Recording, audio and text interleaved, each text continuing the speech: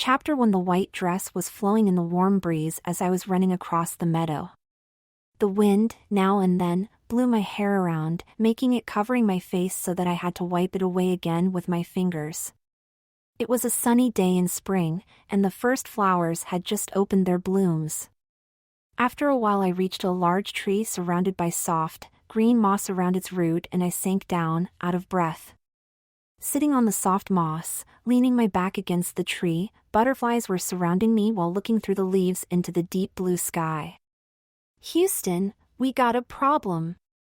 The sharp voice and the roaring laughter of my classmates made me wincing hard as I hastily opened my eyes, staring directly into the narrowed eyes of my teacher. Damn it! I had dozed off again. You do not, by chance, know the answer to the question I have just asked? The ticking noise of her heels on the floor as she walked around my desk made me wincing again. What was the question? My classmates' laughter got even louder and my face flushed to a deep red as I tried to evade the staring eyes around me. I looked down and could feel my heart pounding heavily, while my head felt like a glowing bulb. Is my class that boring today? Again? Monday morning and you are already tired again? Hard weekend, Alan? She inquisitively asked while looking daggers at me. No, I am sorry. I swallowed hard and cleared my throat. It will not happen again, I promise, Ms. Myers, I promise.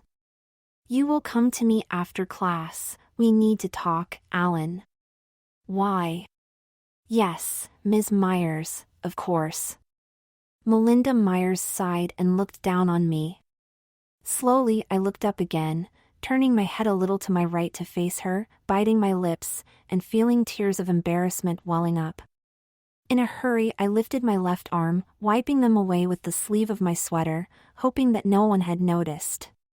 She stood there right next to my chair, her long, blonde hair going down to the middle of her back. Her dark blue dress, the hem shortly below her knees, allowed a good view on her nylon-clad legs that ended in matching heels. I swallowed again and just kept looking into her blue eyes, unable to speak, trying to suppress the welling of more tears. I had been caught daydreaming many times now, not only by her, and I feared the consequences of someone informing my parents about it, and the humiliation I felt didn't improve my mood either. After another close look, Melinda Myers turned around and walked back to the front of the classroom, asking questions to all of us again. Luckily she didn't address me during the remaining time, because I wasn't really attentive while constantly looking around, trying to get a clue if someone had noticed my tears before, but it seemed that no one gave me any further attention after that incident. Instead, everyone seemed to be focused on the attractive teacher, who was very popular among all of us, including me, which was another reason for me to be even more embarrassed and even a little angry with myself. At the moment when the bell rang, everyone but me jumped up. It was the last class for today and everyone wanted to spend the rest of the day outside, enjoying the warm sun on such a nice late April day. I packed my things together and slowly approached Ms. Myers' desk. She waited until the last of my classmates left the room, closed the door and came back, looking at me. "Take a seat, Alan." She pointed to a chair that she had moved next to hers. She waited for me to sit down and took a seat herself, carefully smoothing her dress before elegantly sinking into her chair. "Now, would you be so kind to explain me what's been going on in that head of yours for some months now?" she said with a firm, but sympathetic tone in her voice. She was someone who people seemed to trust easily, and I felt the same, but I was too scared to tell her the truth. "It's not the first time you are being caught daydreaming, Alan. I got word from other teachers who caught you as well. I don't know, I am sorry, ma'am. Really sorry. I will take care that it won't happen again. But please do not." I swallowed hard. "Please, don't talk to my parents. Just don't." I felt tears welling up again and hoped she would not notice. Without hesitation, she opened her small purse and extended her arm, offering me a tissue. Damn, she noticed. My face became red again, but I took the tissue and thanked her, wiping my eyes. Suddenly she turned her head, startled by a noise, and sent a very cold look towards the door, where Mark, one of the most popular guys in my class, had pressed his nose against the window, grimacing when he saw me crying. Quickly I looked down, avoiding his gleeful look. I heard laughter when he withdrew from the door and strolled away with his bunch of dumb followers. I felt my stomach cringing, thinking of what would happen in the moment I left the room. Alan, she said, now in a very soft voice. You went from an A to a D student, and I am just wondering why. It makes me worrying, young man. Is there anything you want to tell me? Her tone was free of accusations, rather sympathetic and honest. Ma'am, I stopped for a moment, pondering if I could actually pour my heart out, but I didn't find the courage. Not now, and not here. It's nothing. I will do my best to get better again, and to avoid future situations like this, okay? She sighed silently inside and looked at me again, obviously a little disappointed. Then she smiled warmly and nodded. All right, Alan, but the next incident will make it necessary to talk to your parents. The principal wanted to do that already, but I will ask him to just not do it yet. Thank you, Ms. Myers, thank you so much, I will do my best. I exhaled and felt a little relieved, but the tension came back immediately. I still had to get out of the building before I would be safe. She nodded with a smile and motioned with her hand that I was allowed to leave. I saw how she watched me standing up and slowly walking towards the door. Something in her look told me that this wasn't over yet. I opened the door and took a quick peek left and right and relaxed a little. The hallway was empty. It seemed that most of the students had already left the building. I went to my locker to put some of my stuff inside for the next day, when I felt a strong fist punching heavily against my upper arm. Hey, you no good. I winced, and another powerful stroke hit me. I swirled around, looking directly into the grinning face of Mark Sanders. His gray eyes seemed to pierce me, and after the third punch, I felt my eyes becoming wet and did my best to ignore it. Is that all you are capable of? Dreaming and crying? Mark landed another heavy hit, and it did hurt so much that I could not hold back my tears any longer. In a reflex, I tried to defend myself, despite not being strong enough to even think of having a chance against him, the great football star. My defense and counterattack was literally a joke, and he laughed as he easily blocked my arms, and several others who had gathered around us joined in and laughed at me as well. Come on, you little girl, fight like a man. Show me what you got. Like this you won't ever become one of us. The next punch went straight for my stomach, making me cringing and going down. He was just about to kick me, when an angry voice echoed through the corridor. Mark! Stop that! Immediately! No such violence inside this school. Reluctantly, he let go of me and smiled a devious smile. Yes, ma'am, but he provoked me, attacking me and calling me names, right, lads? He looked at his minions who surrounded him, and they all agreed to this outright lie in an instant. In the meantime, Ms. Myers had approached us and looked at me, worried, then narrowed her eyes, focusing on Mark. What the hell is going on here? You know damn well that fighting isn't tolerated. What would your dad say about an exclusive invitation from Mr. Stafford, Mark Sanders? Her voice sounded quite angry. I am sorry, Ms. Myers, not necessary. Mark lifted both his hands up as a sign of peace and to show that he was calm again. Really not necessary, but it was pure self-defense, ma'am. I swear, and my friends here can confirm it, right? His eyes wandered across Joe, Drake and Bill, who nodded frantically. Is that true, Alan? She began and frowned while bending her upper body to help me up, offering me a hand. Hard to believe that you. It's true. Joe chimed in convincingly. I saw it too. We all saw it. I only looked down and remained quiet. I was alone and it was them against me. Nobody would believe me anyway. Without any real friends, I had nobody to take position for me. Meanwhile, a large crowd of students have gathered around us. I didn't really pay attention to them, but I heard the murmur of voices. See. He even lost his voice now. Or shall I say she? Mark triumphantly yelled, imitating my shoulder-length hair while running away laughing with his friends after Melinda Myers had motioned her hand, sending them off. I thanked my teacher, grabbed her hand and got up. My arm was hurting as hell, and my stomach didn't feel much better. The humiliation also did not improve my situation, and so all I wanted was to get home. I turned and left the building through the side door, not being aware that several eyes had a close look at my bum, where the upper hem of my trousers had been dragged down a little. The drive home was quite uneventful, and when I got home at about 4 p.m., I opened the door and went straight to my room, knowing I would be on my own until at least 9 p.m. So, plenty of time to get some relief. It would be the last opportunity before the weekend that I would be alone in the house, and I intended to make good use of it.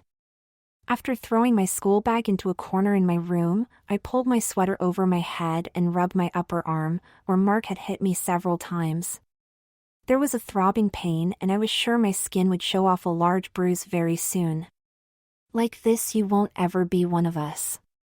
I stifled a laugh as I opened the girdle, stepped out of my trousers and threw them over the chair in front of me, revealing the pink satin panties I had been wearing beneath them all day. As if that was something I would ever have wanted to happen. I ran my fingers over the soft material of my panties. There would still be a few hours left before I would have to wear my boy undergarments again. I walked over to the sideboard standing at the wall and opened the lowest drawer. Under a pile of my boy clothes was a small bag. I dragged it out and opened the zipper. It contained a yellow summer dress, a black skirt, a blue blouse, 3 pair of tights and another few panties, black, white and 2 other pastel pink ones. I pondered for a moment and opted for the black pantyhose I recently borrowed from my mom, the skirt and the blouse. Carefully I laid down the precious clothes on my bed and went to the bathroom, holding the used panties in my hand. I wanted to shower and to remove my body hair before dressing up and needed to wash the panties as well. I didn't dare to throw them into the hamper. Almost an hour later I returned to my room, my skin smooth and hairless, surrounded by a fresh, spring-like scent from the ingredients I had added to the water. I attached the wet panties to a thin cord behind my desk and moved my books back again, completely covering it from sight. I checked the clock. 5:30 p.m. Still plenty of time. I took some fresh panties and started to dress. I loved how the silky material felt on my smooth skin. After tucking away my boy parts, one grabbed the pantyhose. Carefully, I rolled them up my legs. I had become pretty good in that. After making sure it had a snug fit, I slipped into the blouse, buttoning it, and finally stepped into the elegant skirt. They were just simple pieces of clothing, and not necessarily matching well, but they had been cheap when I got them, and since I did not have much space in my room to hide them and not much money either, they were all I had. The years my dad had been unemployed had brought us close to bankruptcy, and only in the last moment before losing the house he had found a new job. So I only had a very small allowance. And being a single child, I didn't have a sister to borrow clothes from. The clothes of my mom didn't really match me, and I didn't really dare to wear them anyway. The risk of being found out was just too high. Borrowing some pantyhose from her was one thing. She had so much she for sure had never noticed yet, and would probably never notice in the future. But the other clothes I just didn't dare to touch. I had done it once, only to find out they didn't match and that it had been so difficult to return them without leaving a trace. And so I protected these few I had like a treasure, because that's what they meant to me. Despite the trouble I had at school, wearing my girls' clothes did put me at ease almost instantly. I relaxed and walked through the house, almost jumping around joyfully, and even forgot about the pain in my arm and stomach. Several times I checked out my reflection in the numerous full-sized mirrors and smiled happily. I didn't really pretend there was a beautiful girl looking back at me from the mirror. I didn't look at my face, rather more at me as a whole, and I just loved how I looked in these clothes, and I loved the soft breeze that I felt around my legs when taking each step. I literally danced around, heading for the kitchen to get me something to eat and to drink. A snack and a water was all I needed. I had eaten enough already at school. After checking the clock again, with still more than 2 hours alone, I decided to sit on the sofa in the living room, watching TV for a while. I switched it on and zapped around a bit. There was a nice documentation about animals, and while watching it, I now and then brushed my fingers over the delicate material of my clothes. If only I could be wearing them all the time. If only I was a girl. It felt so nice, and after a while I closed my eyes and started daydreaming again. I didn't get far though. With a loud slam, the main door fell back into place. "Hi, Alan, we are back," my mom yelled. "Come down please to help us unloading the car, would you?" Damn. No way to get to my room without running into them. Panicking, I grabbed the blanket that was always laying on the sofa and pulled it over me up to my chin, trying to hide completely under it. I am in the living room," I stammered as my voice almost broke. "Are you okay?" Mom peeked inside with a worried look on her face. "Yes, all fine. I am just freezing." My dad grinned and quickly approached me. "Hey lad, it's spring outside, and even now in the evening, it's still so warm. You don't need that." He grabbed the blanket and was on the verge to pulling it away. "No!" I screamed and desperately retained the blanket from beneath. My voice must have sounded dramatic because he instantly stopped, looking at me, puzzled. Okay, geez, calm down. Not that I was about to hurt you." Dad shook his head, bewildered by my strong reaction. Mom placed her hand on his shoulder, looking at me with her dark brown eyes. "Leave him be, John," she softly said and smiled to me. She came closer and bent over, taking the blanket in both her hands. I shivered and silently screamed inside, panicking. But my mom just pulled it up again a bit, making sure it covered me completely. For a moment she looked at me, and I prayed she had no X-ray eyes. "It's fine, Alan, just relax, okay?" She fondled my cheek with her fingertips and turned. "Come on, John, we have to unload the truck.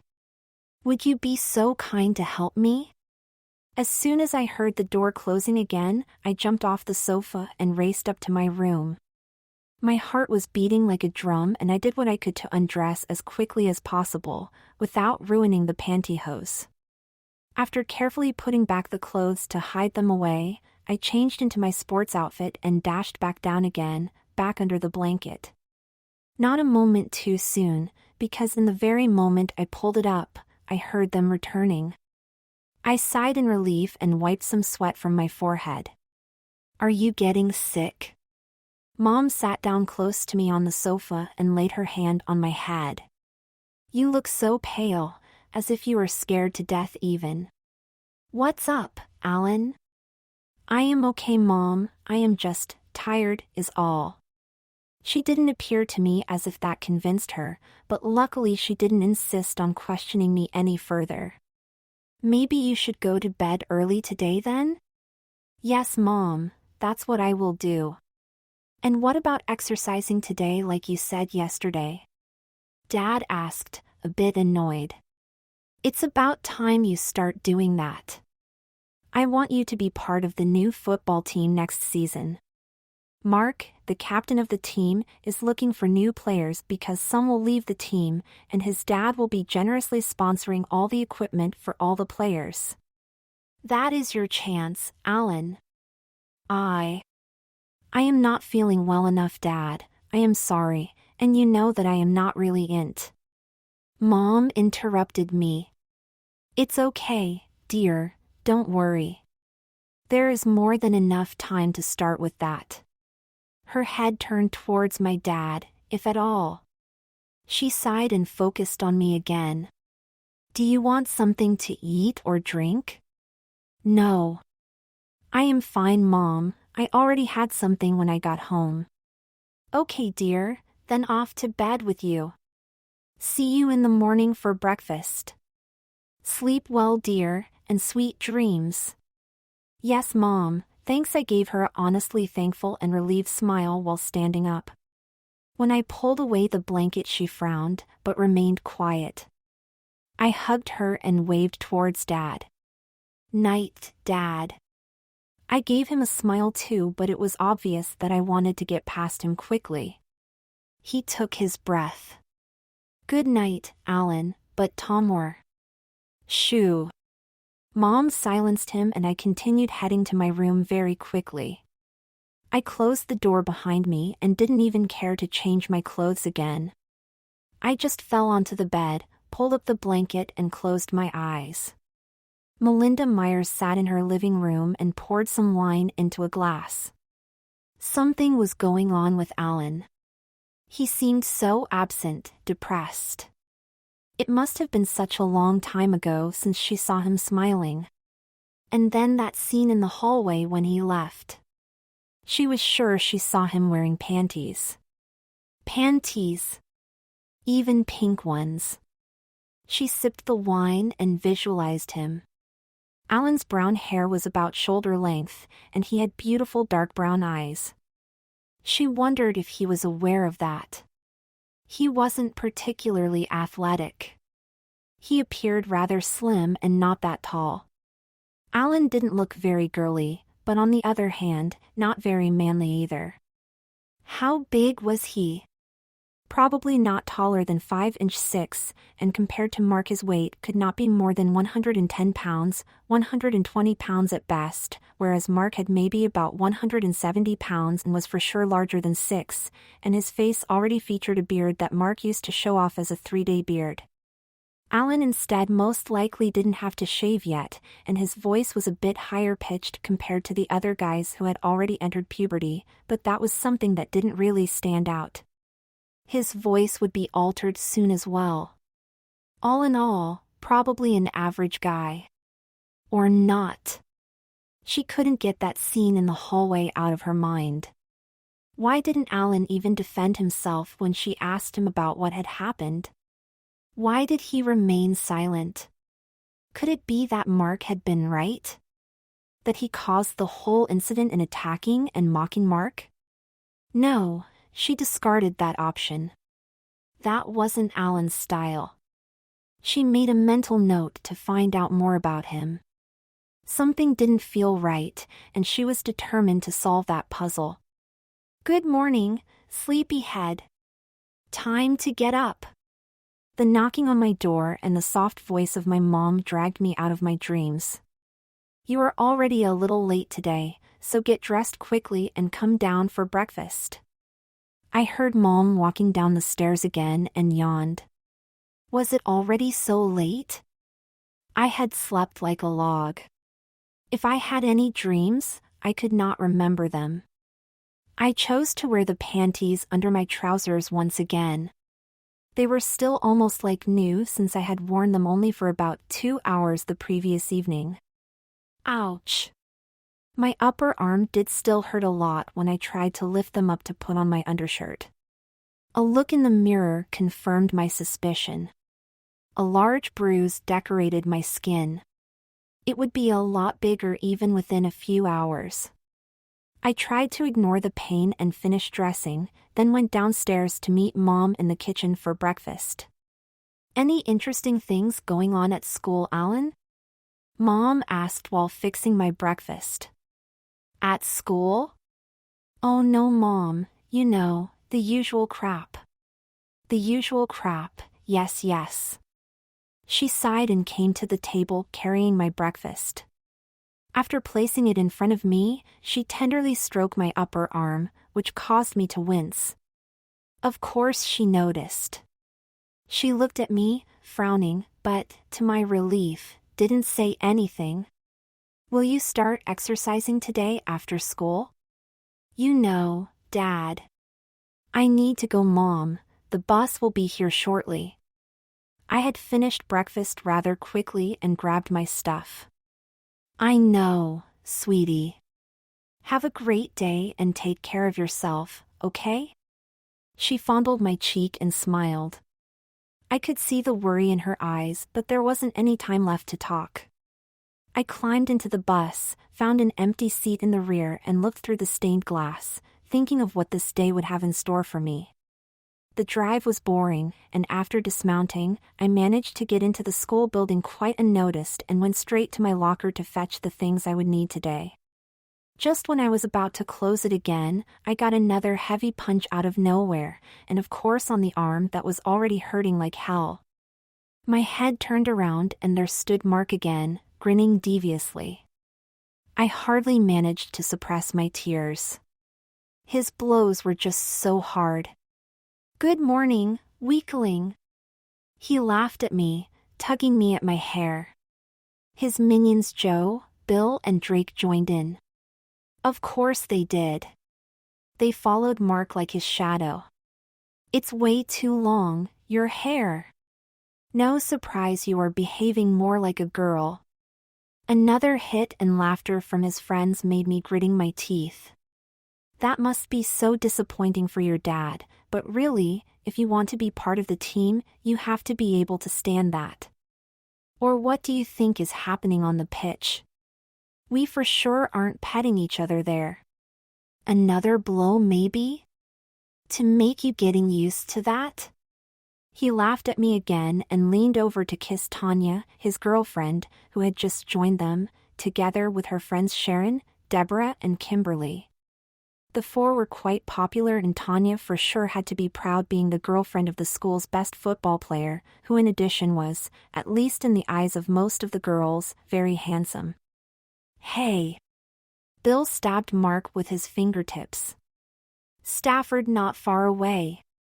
Reluctantly, Mark stopped, but punched me one last time just when he turned around. My whole arm was hurting so badly now that I couldn't hold my school bag any longer, letting it dropping down to the floor. Deborah and Kimberly giggled, whereas Sharon rolled her eyes and bent down, picking up my bag. Tanya gave Mark a somewhat disapproving look, then turned her head towards my direction.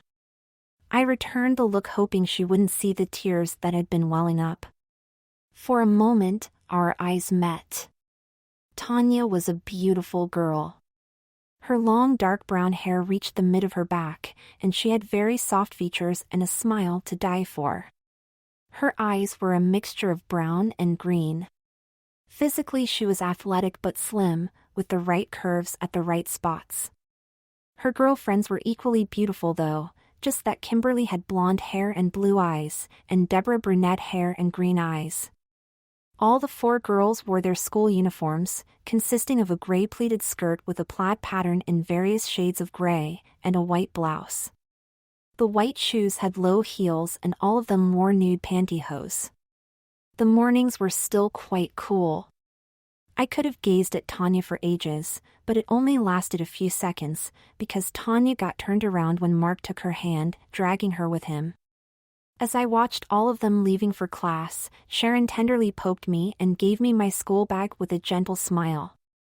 Sharon's hair was even darker than Tanya's, and her eyes almost black, and she was looking at me with a worried look that showed honest compassion. "Here, Alan." She still smiled when I took my bag, and in this moment I noticed that her smile was as lovely as Tanya's. Thank you," Sharon. I stammered, feeling insecure. I had not expected that. Very welcome, Alan. See you in class, she chirped and turned around, quickly following her friends. When I turned around myself to head to class, the scene replayed again and again in my head. Aside the fact that Sharon unexpectedly gave me back my bag, something else was bothering me without really being aware what it was. I could see Tanya and Sharon each day during class, and while I had always been drawn towards them, I had never dared to get closer, let alone talking to them. They were out of my league anyway, perfectly integrated as it seemed to me, and in addition Tanya was the girlfriend of that bully Mark. I doubted that I would ever have a girlfriend at all. Not the way I was. And especially not someone like them. And they did not seem to notice me either. But something about them was different today. When I reached my class and opened the door to enter the room, I hesitated and looked at Tanya and Sharon again, who were already sitting at their place. I watched them for a few seconds, hoping Mark would not notice. I'd be dead meat if he did. The seconds felt like eternity and I forced myself to let go, heading to my seat. I placed my bag close to my chair and sat down. Just when I started to unpack things, Mr. Roberts' boring voice already filling the room, it suddenly began to dawn on me. Unlike all the rest, Tanya and Sharon both had not laughed at me. The rest of the day went by quite uneventful. I had tried to secretly get a glance of either Tanya or Sharon during the breaks, but they had always been surrounded by friends and, even worse, Mark and his minions. So I just had remained around my desk. During lunch I had been outside, sitting on my favorite bench under a tree in the yard eating my sandwich.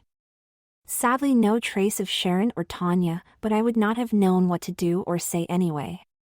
After the last class I managed to get out of school unharmed, something I was very thankful for. Mark had been busy all day with his girlfriend and his dumb minions, ignoring me completely, something that was a bit suspicious too, but I was just glad about that and didn't further question it. When I entered the bus for the drive home, I had to think about my parents. Mom had started to behave a bit strange lately, and Dad had been quite rough and sometimes maybe even insulting. Or I had become too sensitive. But then there had also been days when everything seemed to be fine. As fine as things could be for me anyway. I did my best to fit into what my parents seemed to expect from this 14-year-old boy, but deep inside I knew that I would probably never be able to satisfy them. And that was something that made me a bit sad, because I was so thankful having them. They had adopted me at the age of 2, and had always treated me as if I was their biological child. I even had my mom's eyes, and so nobody had ever even thought of me being an adopted child.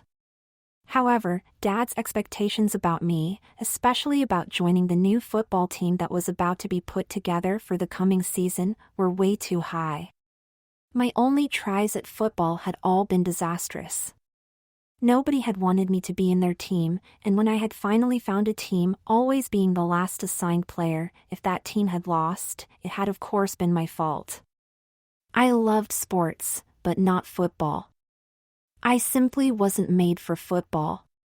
Instead, I enjoyed running through the forest located not far away from our house, enjoying nature while doing so.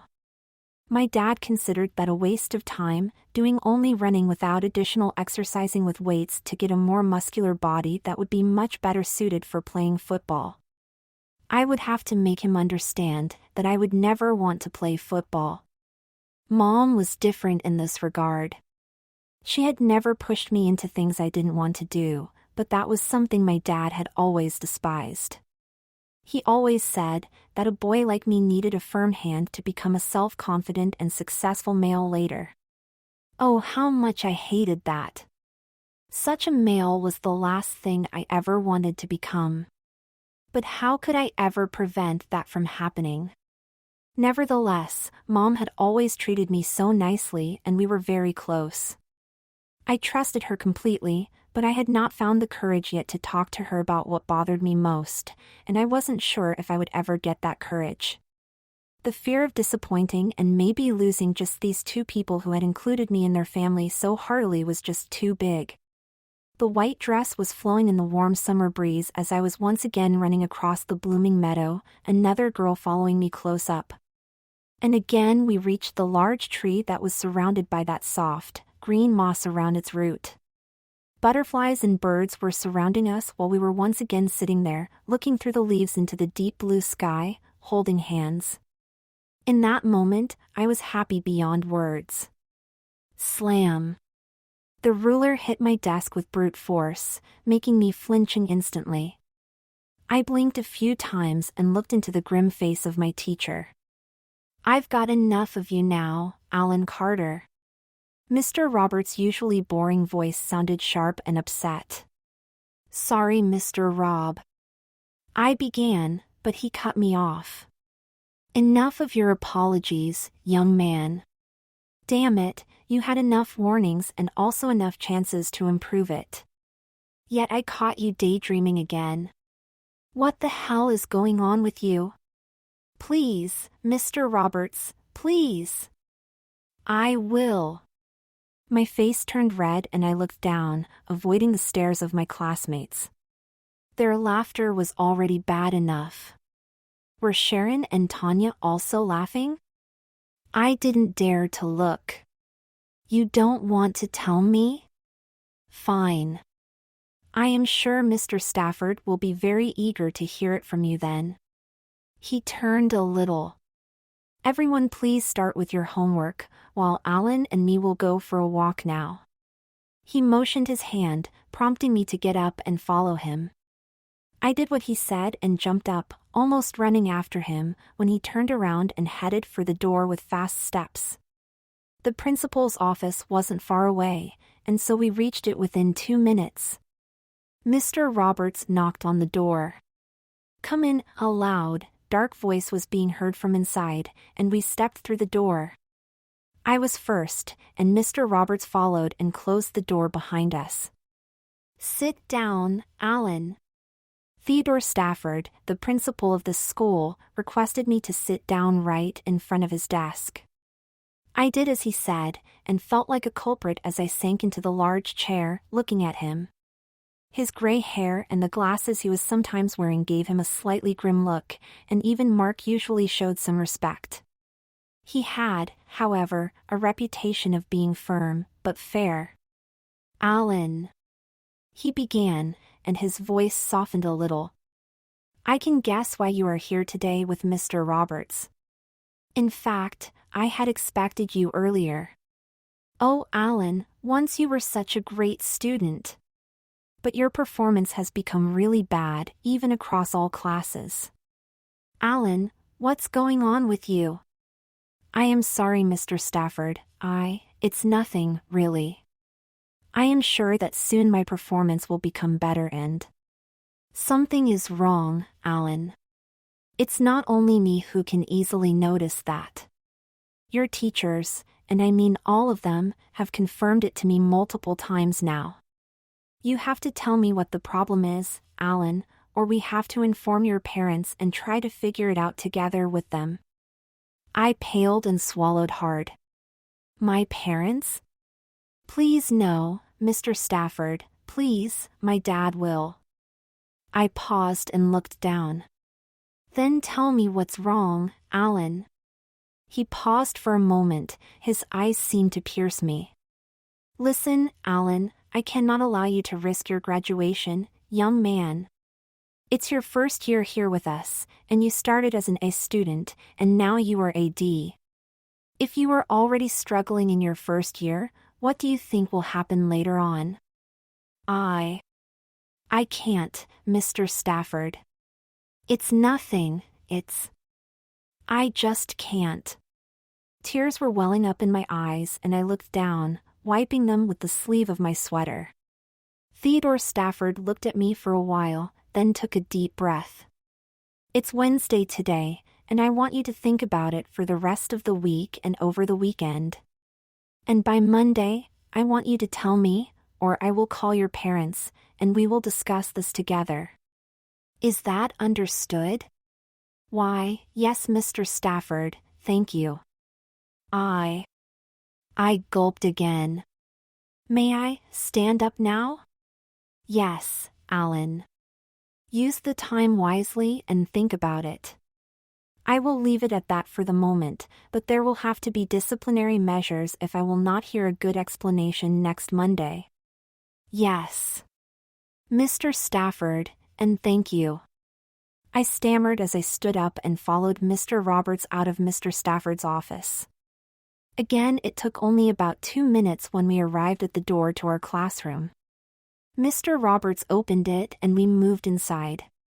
On the way to my desk, I crossed the area where Debbie and Kimberly, and behind them, Tanya and Sharon, each shared a desk. Whereas Debbie and Kimberly, like the rest of the class, laughed and giggled, looking at me quite amused, Sharon appeared rather thoughtful and quiet, same as Tanya. The slight smile in Sharon's face seemed to be honest and rather encouraging, not quizzical. I managed to smile back, but I didn't dare to keep my eyes on them longer, and I headed for my desk. Just when I got there, the bell rang, and so I grabbed my stuff and my school bag and hastily left the classroom without looking back. Hi, I am home. I closed the door behind me and looked around, a bit puzzled, since I didn't get a response, despite the car being in the garage. Mom? Dad? I peeked into the kitchen, then into the living room. Nobody around. I shrugged and climbed the stairs that led up to my room.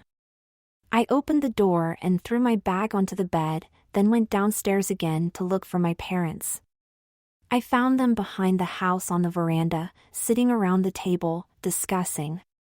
When they saw me, they went silent and stared at me. Immediately my inner tension rised. Mom? Dad? What's wrong? I hoped you could tell us, Alan. John Carter cleared his throat. Sit down, we have to talk. I felt a lump in my throat and did as he told me, looking at him, then at my mom. She was a beautiful woman and had just had her 38th birthday. Her shoulder-length hazel hair surrounded a pretty face, and her dark brown eyes and red lips were simply outstanding. Yes, despite being an adopted cheerleader, I had the eyes of my mom.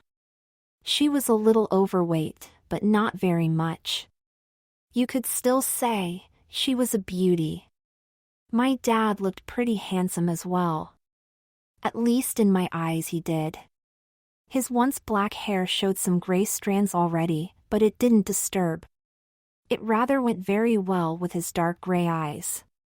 Despite being in his late 40s, he still had a well-trained body. It could easily be seen that he had exercised a lot in his life. Alan, yesterday evening I had an interesting phone call with Mr. Sanders, Mark's dad. My dad continued. Mr. Sanders? I paled. Mark's dad, yes. And I don't like what he said. We talked about the new football team they are building up with his help, and he was honest with me, and said, there isn't any chance you could be part of it. I also heard Mark laughing in the background, stating you could become a cheerleader instead. My dad gave me a firm look. But even more, Mark mentioned you would be daydreaming at school. Now, would you be so kind to explain what he meant? Mark is an asshole, Dad, the words blurted out and I instantly bit my lip afterwards, but I did not really regret it. Alan! Dad became angry. You know damn well that he is the best player out there, and extremely popular, whereas you are deeply lacking friends. And you are too lazy to exercise. I mean, exercising something different than your waste of time when running through the forest. No surprise they don't want you in the team. Dad, Stop talking about him all the time, I am rather interested in you. Why aren't you exercising? You keep wasting your time running around in the forest. That will get you nowhere. And what about that daydreaming? Is that true? That you are daydreaming instead of focusing on your classes? John. Come on, Alicia. There must be a reason for him not having any friends. Honestly, since Linda's family moved away, he hasn't had any new friend. And Linda had been a girl, and had been his only friend for years. And what did that get him? Savior of bugs, they called him. You know he loves all animals, John, and that isn't bad at all, it's even wonderful. Mom defended me. What was going on here? Dad growled. Yes, you got a point, but see, what is he doing at school? Can't he just behave and be a normal guy? Friends and football? I have enough. John Carter stood up instantly, flexing his biceps. When I was young, I was a good player. Can you see that? Yes, Dad. Show me yours. Come on. Now. I want to see what you got. John. Not now, Alicia. Alan, you will remove your sweater now, and show me your muscles. I want to see for myself if you are eligible for the team or not. But Dad, Now. His voice left no doubt that he insisted on it. He was in one of those moods that just didn't allow a no. I knew I had no choice but to remove my sweater. I pulled it over my head and flexed my right arm. The slender shape didn't show any biceps at all. You do look like a girl, Alan. Dad sounded grim and disappointed. I winced and bit my lip. Oh God, Alan. What is that? Alicia Carter tenderly touched my left upper arm with her fingertips, making me squirming. John. What, Alicia? There, look. There's a giant bruise on his arm. Oh, sweetie, what happened? I swallowed and looked down, unsure what to say. My dad, meanwhile, had joined my mom on my left side and had a close look as well. Alan? Can you explain that to us? His voice had a much softer tone now, and I thought it sounded even worried. Please, Alan. What happened? Who did that to you? Mom was deeply afraid now. I took a breath and gathered all my courage. Mark Sanders, he has been bullying me for weeks now. Dad's eyes widened and Mom covered her face with her hands. Alan! But why? And why haven't you told us? Did you provoke him? Provoking him? Is that what you are thinking? Why else should he? Because he's an asshole. Sorry, Dad, but he is. I haven't done anything. I swear. He just finds it funny to mock me, to bully me, to hit me and to hurt me, and to humiliate me in front of his friends, because I am not even slightly looking like him or his minions. I felt tears again in my eyes. And just so you know, I am not interested in football, Dad. Look at me, it won't ever happen, and I don't like it anyway. Is that so hard for you to understand? Silence. My mom was clearly shocked, whereas my dad scratched his head, trying to cope with what I just said. May I go to my room now? I begged. Yes, Alan, we will talk later. My mother fondled my cheek and wiped my tears away with her thumb. I turned and headed for my room. I could hear them talking on my way up, and I knew that this could mean lots of trouble now for me, depending on what they would be doing now. It was the first time that I had clearly stated my opinion about football. I just hoped my dad would not hate me now. If he did, how much more would he hate me once he might find out about the rest? Would my mom hate me too, and would they maybe even regret having adopted me? What a weakling! Kimberly laughed heartily and Debbie giggled. Yes. Unbelievable. I mean, he is a guy, isn't he? I haven't ever seen such a weak guy. She adjusted the hair tie that fixed her ponytail with a big grin on her face. Oh my God, yes. And I swear it, I saw tears. Kim couldn't stop laughing. Tears? Are you sure? Yes, I think so. God, what a fail. No surprise he doesn't seem to have any friends. And I bet he will never get a girlfriend either. I mean, who would want to spend time with such a deadbeat? Kimberly offered her hand for a high five, twirling around, making her dress flowing a bit. What's your opinion on it, Tanya? Debbie asked across the room. Tanya looked up from her conversation with Sharon Bradshaw, her best friend and neighbor since early childhood days. My opinion on what?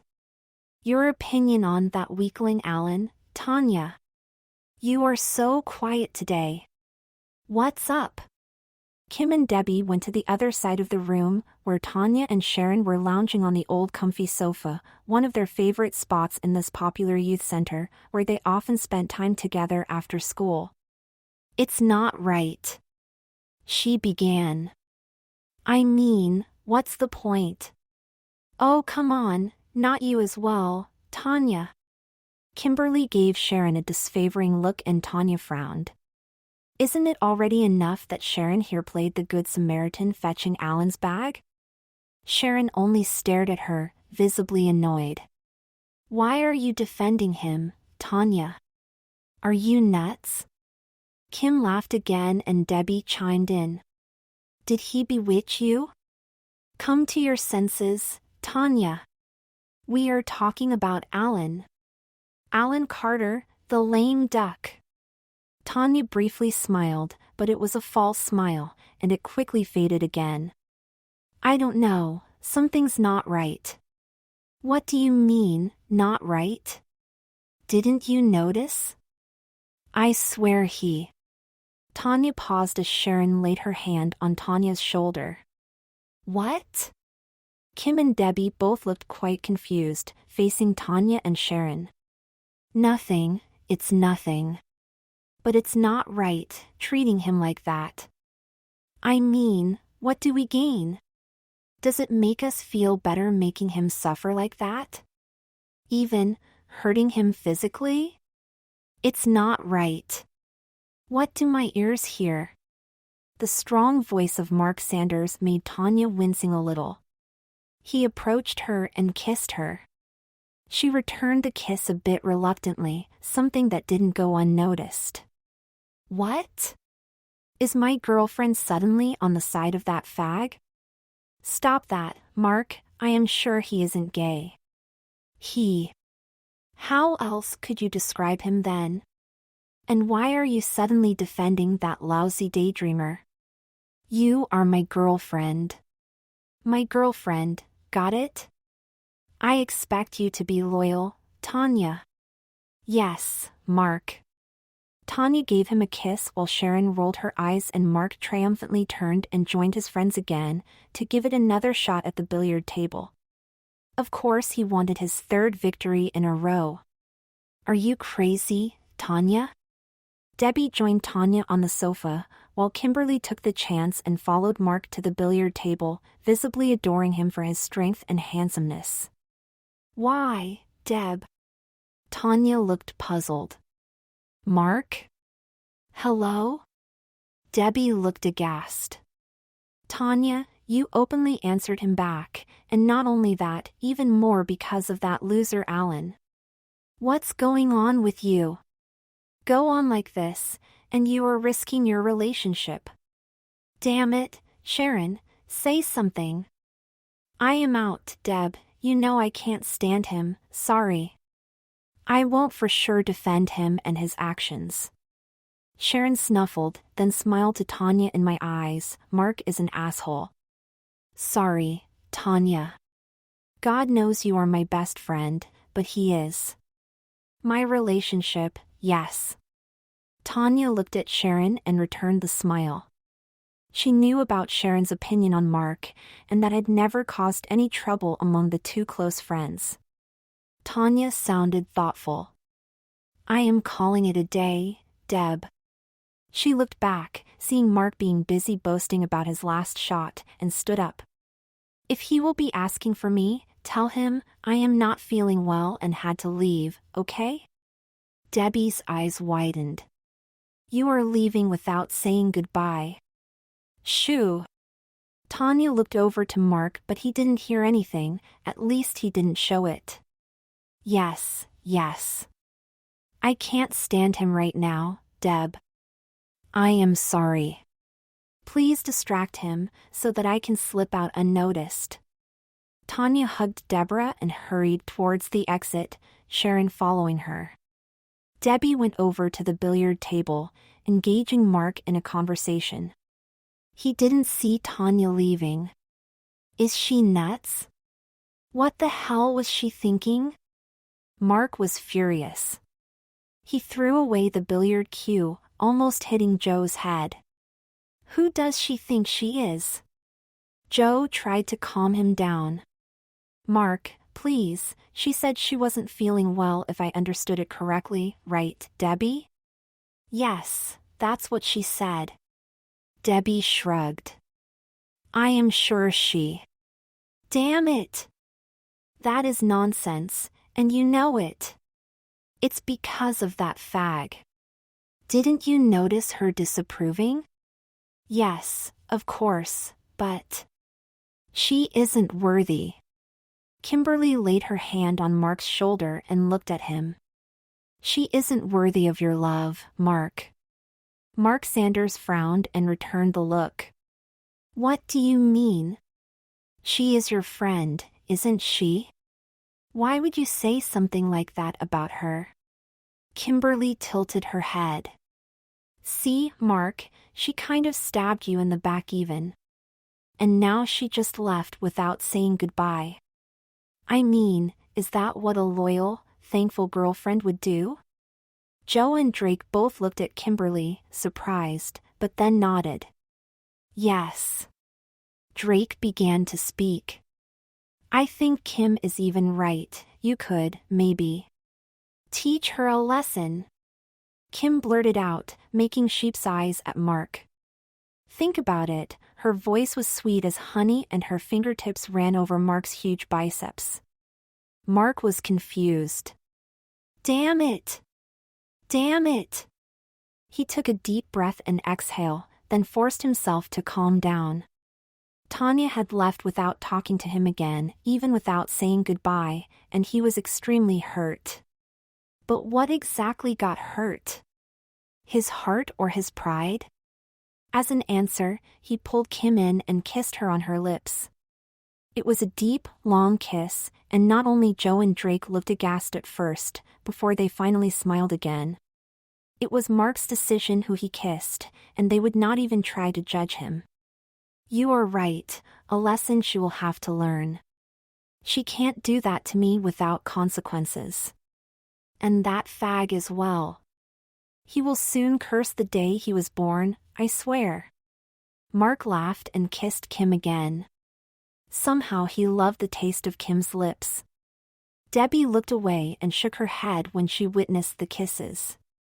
She didn't really understand why Tanya suddenly had answered Mark back about Alan, but what he was doing right now was for sure a no-go. And what was Kim thinking she was doing? She took a deep breath and waited for a moment, only to leave quietly at the next unattended moment. She directly headed home. She had some phone calls to make. Come in, Mom. I was laying on the bed as I heard my mother knocking on my door. She quietly opened the door, closed it again and walked up to me.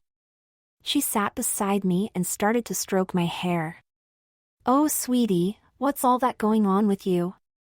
You make us worrying a lot, you know.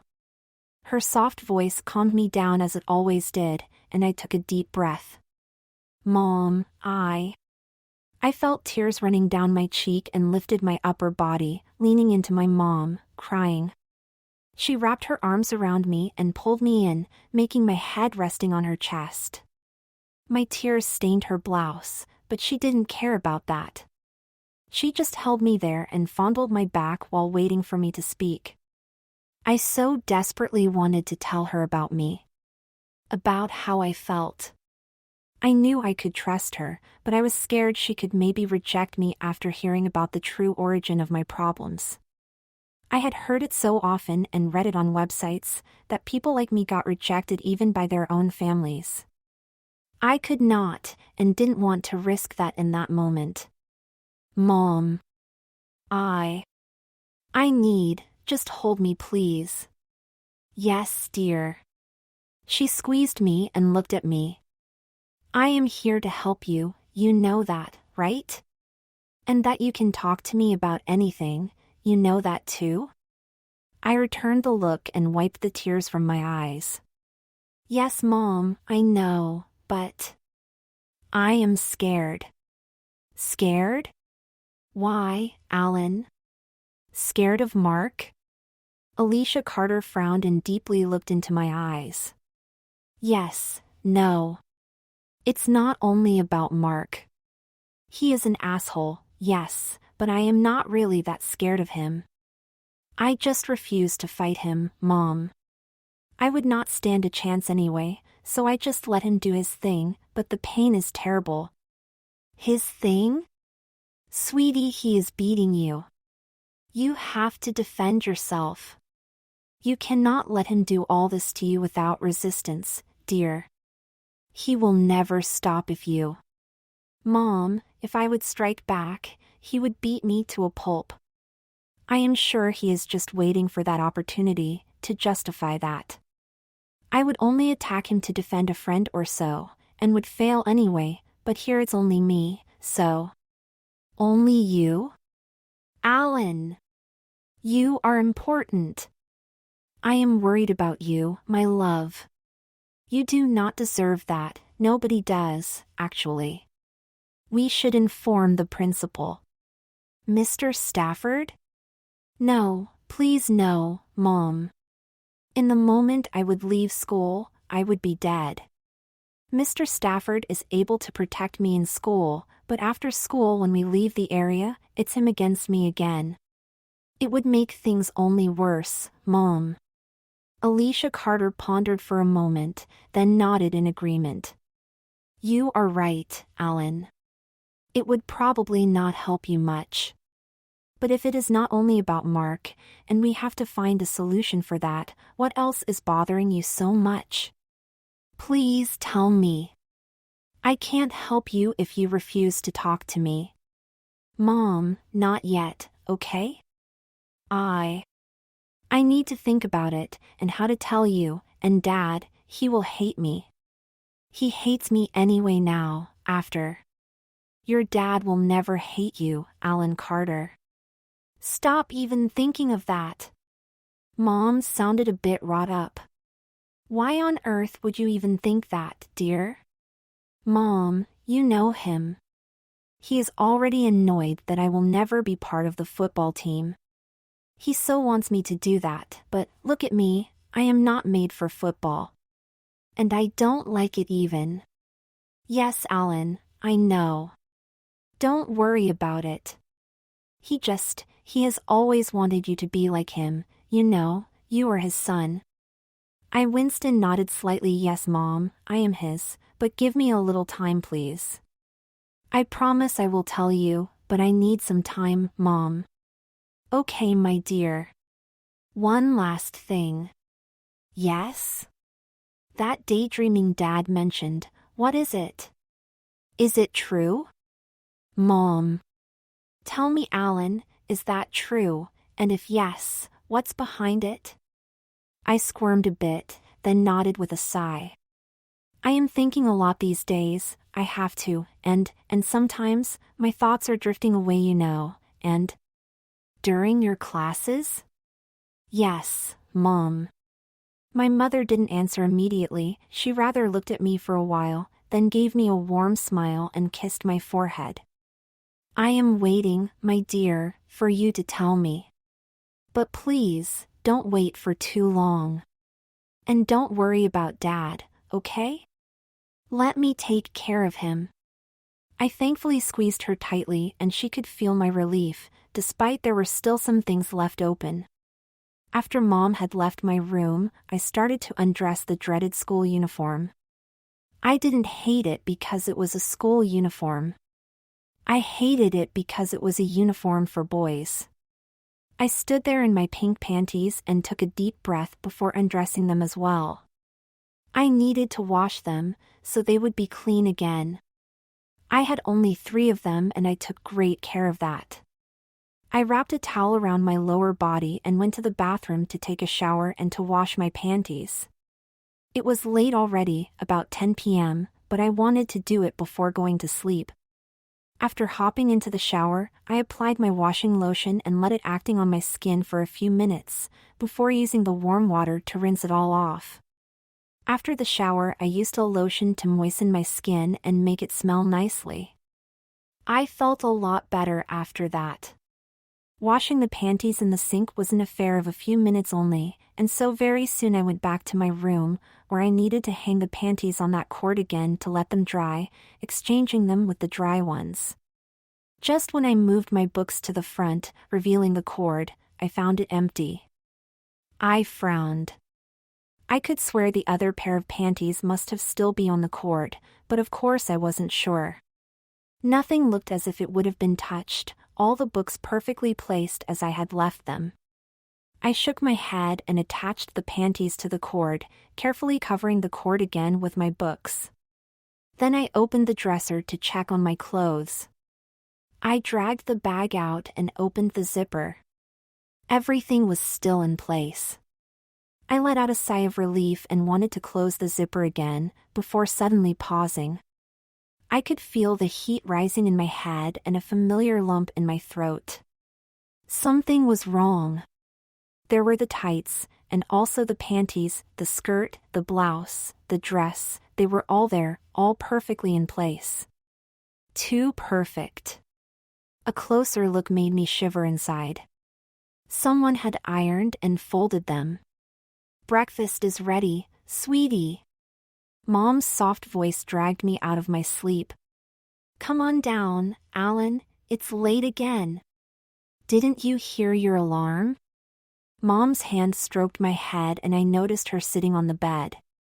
My oh shit. Sorry, Mom. I must have forgotten to turn it on. It's fine. Just don't take too long to get down to the kitchen today, okay? Yes, Mom, I will hurry. I took a deep breath inhale and jumped out of bed. It took me a few moments to be able to think clearly. My ironed girl clothes still dominated my thoughts. Must have been Mom for sure, but if so, why didn't she mention it? Why didn't she hate me now? Absent-mindedly, I packed my bag for today and slipped into the school uniform I so hated. The pink panties I was again wearing beneath gave at least a little bit of comfort. When I arrived in the kitchen, Mom and Dad were both sitting there already. I almost choked seeing my father, who usually was on his way to the office at this time of day. Morning, Dad. I gave him a smile and quickly sat down to have my breakfast, my mind racing.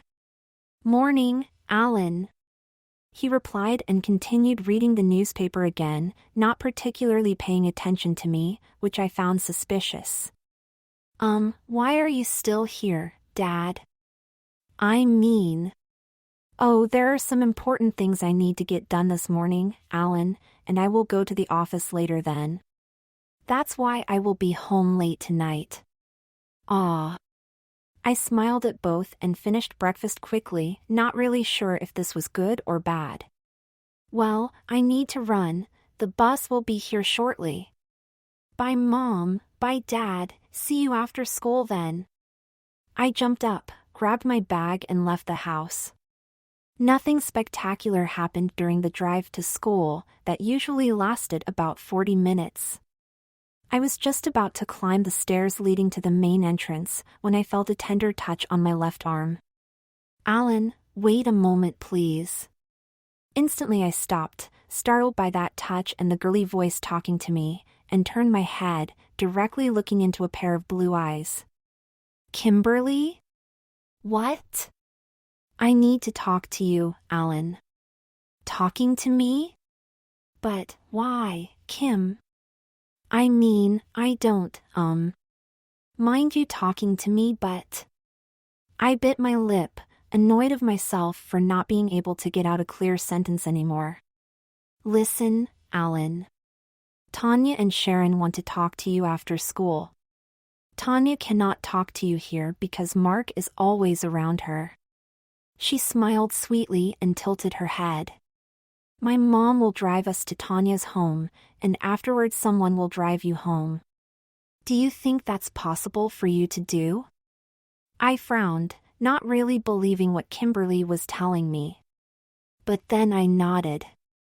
All in all, it sounded logical, although I wasn't really aware why they wanted to meet me at all. But then again, Sharon and Tanya had not laughed at me. Did they want to friend me? Okay. I returned her smile shyly. Just trust me. My mom will pick me up here after school. I will be waiting here for you then. With a giggle, she ran up the stairs.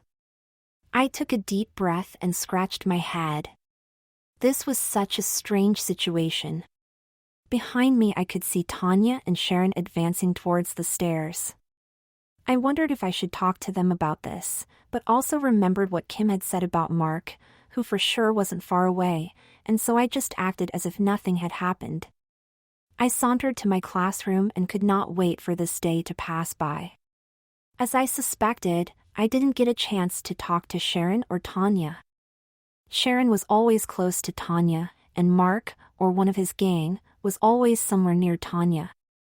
I really didn't want to cause an incident in trying to get near them. So I had no choice but to wait for school being over. Here we are. Kimberly waved and I raced down the stairs. I was curious as hell. I quickly peered but couldn't see neither Tanya or Sharon, nor Mark or his minions. Hi, Ms. Winthrop, nice to meet you.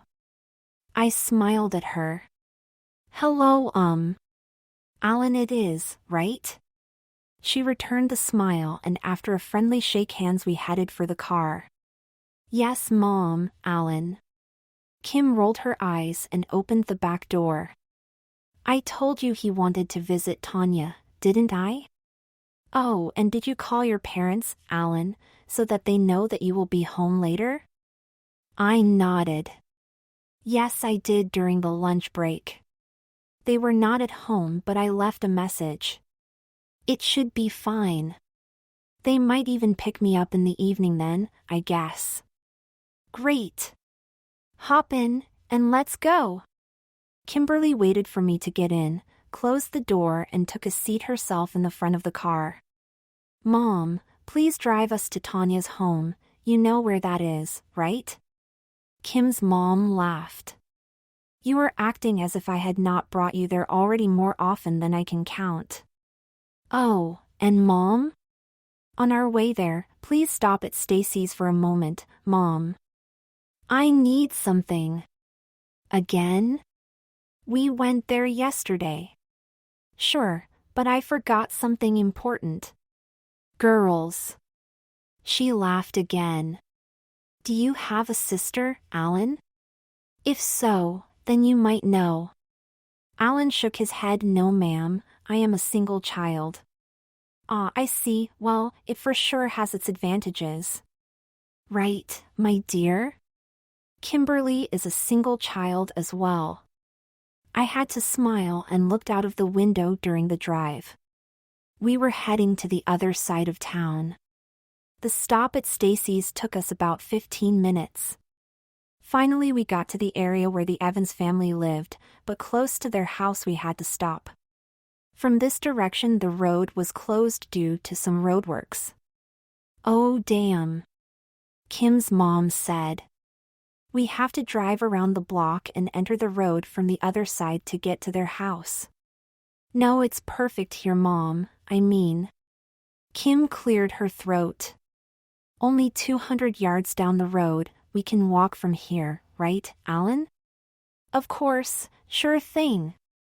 I replied, looking around through the window. I had not been here yet, or if so, I didn't remember. Bye, Mom. I will call you when you can pick me up again, okay? Kim hugged her mother and opened the door. Bye, Ms. Winthrop, and thanks for the ride. I also opened the door and dropped out of the car myself. I watched her driving away and Kim pointing to the left. Tanya's house is over there, about 200 yards from here. Be careful to walk on the left side of the road or you will get really dirty. I noticed the roadworks and nodded in agreement. By the way, why are you here with me anyway? I mean, I could have walked to their house alone. Do you want to join me talking to Tanya and Sharon, or rather, Tanya and Sharon talking to me? And will they even be here already? I mean, we finished school together, and... Sure, they are here. See, we needed more time because of the stop at that shop, remember? So don't worry, everyone will be just where they are supposed to be, she smiled brightly. And see, another friend of mine lives just around the corner. So I just took the chance to show you where Tanya's home is, Alan. Oh, I see, yes, that's kind of you. I returned the smile and went all to the left side of the road to avoid the dirty roadworks area. We walked for about 150 yards, then suddenly I got a push from behind that almost made me falling over. Hey, you fag! What are you doing here? Secretly sneaking up to my girlfriend, huh? Mark's voice gave me the creeps and I paled while Kimberly laughed at me. I turned my head and saw Mark, Bill, Drake and Joe standing there right behind me. Mark slowly walked by and joined Kimberly, who was a bit ahead of me, while his friends stayed behind me. To the left was a huge fence, and to the right the road had been dug up about 3 feet deep. Because it had rained during the day, there was quite a lot of muddy water inside. I was trapped. Before I could say something, Mark hit my left arm with a powerful stroke. He knew damn well where he had punched me before and aimed for the same spot again and again. I don't want to see you here, you little pussy, got it? Another hit, and my left arm hurt like hell again. In a reflex I raised my arms. Hey, did you see that? He attacked me. Mark laughed. Listen, you should not have attacked me, you little swab. Attacked you? But... I glanced at him, then at Kimberly, and back at Mark, confused, my arm hurting, and suddenly feeling embarrassed as it dawned on me. The whole thing had been set up to fool me, and I had walked blindly into their trap. Oh, and you are a liar too? We have just come to visit my girlfriend Tanya, and what do I see? Alan sneaking around here, and then he even attacks me. Everyone could see you attacking me, right? Mark gestured towards his friends. Yes, we all saw it. Joe cheered from behind and they all laughed.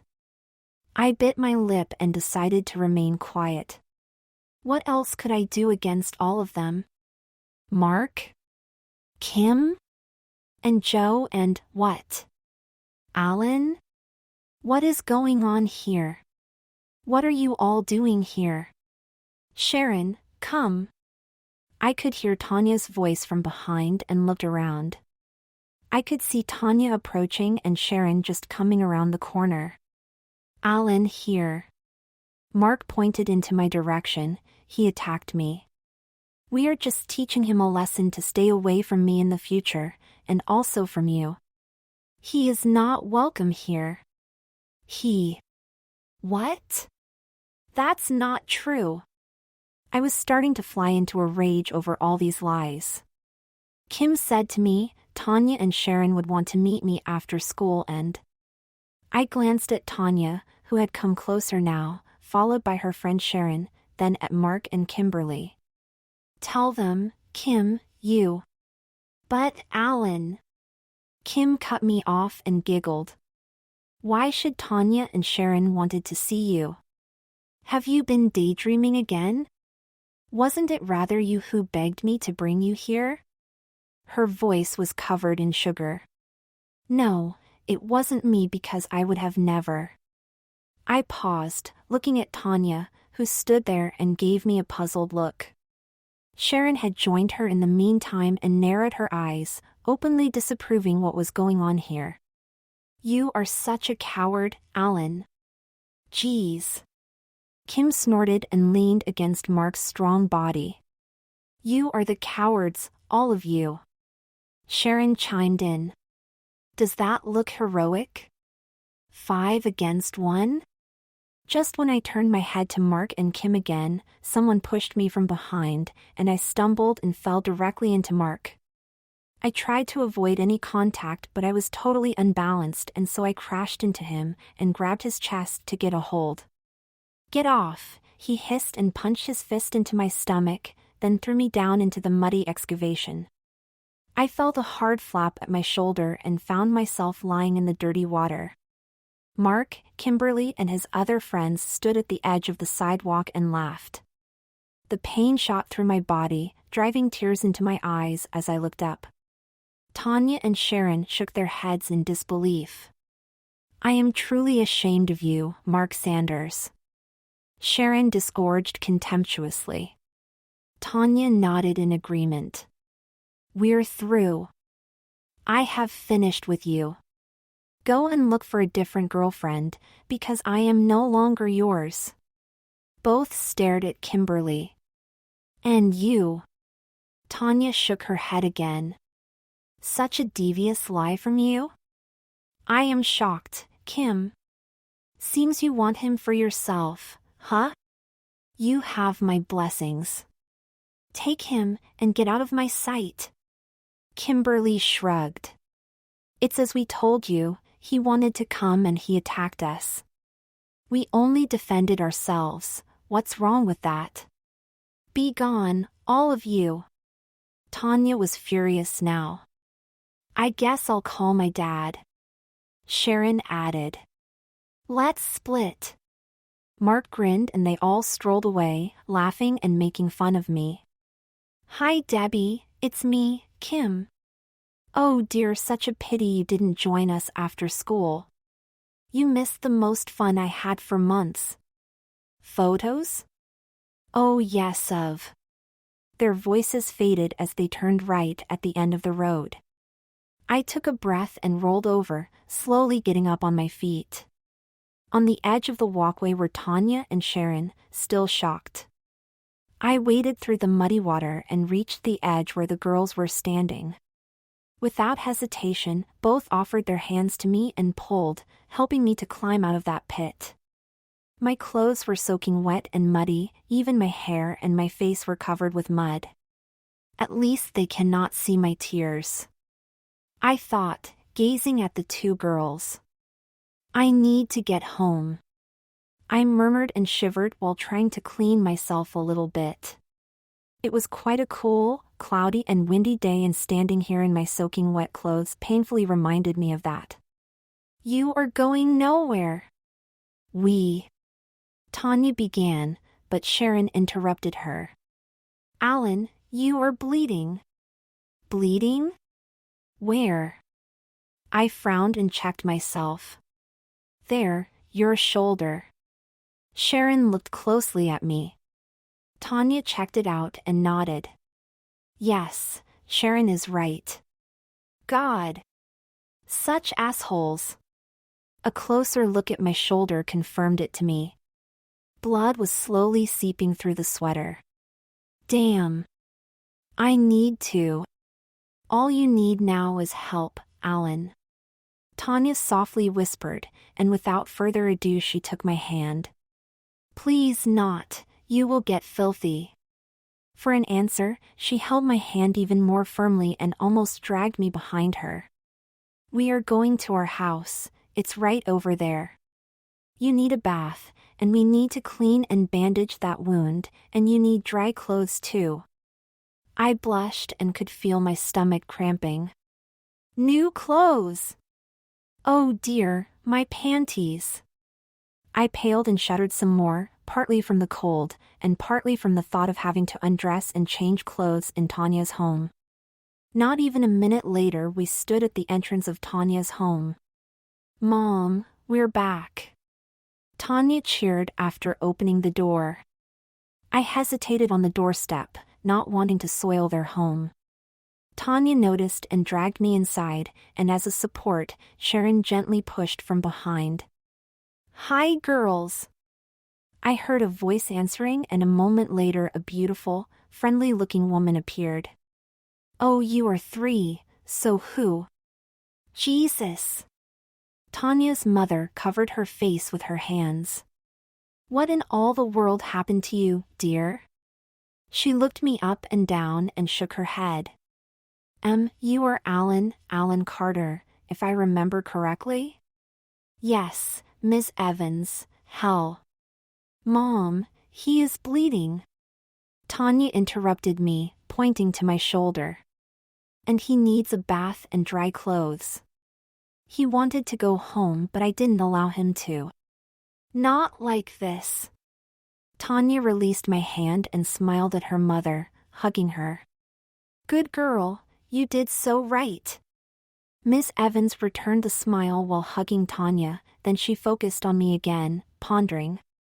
All right, Alan. We will care for you, don't worry. The only problem I see is... She hesitated for a moment, then waved her hand. Doesn't matter, we will have a look at that later. Alan, come with me to the bathroom. We first need to look at your wound and then you can undress and have a bath, and I will put your clothes into the washing machine. I blushed again and tried to avoid the inevitable, while shivering again. Ms. Evans, I really don't want to cause any ink on. Nonsense, Alan. She cut me off in a friendly, but resolute tone in her voice. Stop even thinking that. Now be so kind and come with me, before all that mud will be infiltrating my floor. And you need a bath and dry clothes urgently now, before you are catching a cold. She looked at me again and went down on her knees, quickly but cautiously removing my shoes while the 2 girls were supporting me to not lose my balance. I bit my lip and followed Tanya's mother into the bathroom. It was upstairs and I felt terrible, thinking of the trail of mud behind me while I felt the water dripping down. It had all happened so fast that I had not even had the opportunity yet to properly say hi to Tanya's mom. The girls followed close up and within a few moments we all stood inside the bathroom. Lift your arms if you can, Alan. I have to remove your sweater. I did as I was being told and managed to get my arms up. My left arm and my right shoulder did hurt like hell, but I gritted my teeth and a few moments later, I stood before them with my naked upper body. Sharon gasped as she saw the wound on my shoulder and the bruises on my other arm. Oh God, Alan, did Mark? She looked at me and I slowly nodded. I didn't want to whine and say something bad even about Mark, but it was simply the truth and I also didn't see a reason to not tell them. It was more than obvious anyway. They had seen him doing it to me at school anyway. I can't believe that. I was such a fool, thinking he would be a great boyfriend. Tanya was furious again. He will pay for that, I swear. Tanya's mother cautiously cleaned my shoulder and checked the wound. Luckily, there wasn't any major damage, only a small flesh wound that had almost stopped bleeding, caused by a sharp stone inside that excavation. First you need to clean up, Alan, and then I will bandage it. Is that okay? Yes, ma'am, thank you so much, and I am sorry for all this, for causing you. If you won't stop apologizing, Alan, I will undress you right here and now in front of the girls and will clean you up myself. Understood? She looked sternly at me and I nodded again. Yes, Miss Evans, I am okay. Good, then we girls will all leave the bathroom now, and you, Alan, you will undress and give me your clothes after you finished cleaning up, while I will go and try to find some dry clothes for you. And we have to call his parents, Sharon suggested. Oh dear, yes, of course. I almost forgot about that. Thanks for reminding me, that's very attentive, Sharon. Joy Evans complimented her and motioned the two girls to follow her. All right, girls, let's give poor Alan the privacy he needs. Mom, couldn't he wear Julie's sports outfit? Mine are a bit small maybe, but hers might fit him, Tanya suggested, and her mom shook her head. No, dear, I had just cleaned all the sports outfits earlier today, and they are still wet. I will have to find something else for him, but whatever it will be, it shouldn't become a problem as it's an emergency. Now, let's get going, girls. I blushed as I watched the three leaving the bathroom and closing the door behind them. I could hear them chatting outside about which clothes to give me, but the voices soon faded. What to do now? I could not give her my panties. And Tanya and Sharon would see them too. I am dead, I thought as I started to undress my lower body. While I sat down on the edge of the tub to get out of my trousers, I noticed a plastic bag near the hamper. Quickly I finished undressing, including my pastel-colored panties, and checked it out. It was empty. I decided to put all my clothes in this bag. Maybe I could just take them home in it? I mean, she could not really object that. It would even save her the washing. Yes, that was a great idea. I decided against a full bath, as that would take much too long. Encouraged by my idea, I stepped into the shower. The hot water did me so good, and for a short while I only stood there, my eyes closed, the steamy water running down my skin, warming me up. Luckily, the water didn't hurt too much on my shoulder. Reluctantly, I switched it off and looked for something to clean me up.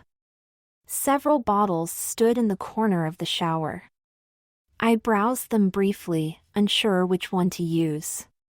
Obviously, they all were made for women. I frowned but then chose a white, creamy lotion. Soon the scent of lavender filled the air. I deeply inhaled and enjoyed the shower. My arms did still hurt a lot, but I managed to clean up, always taking care to not get any lotion directly into the wound on my shoulder.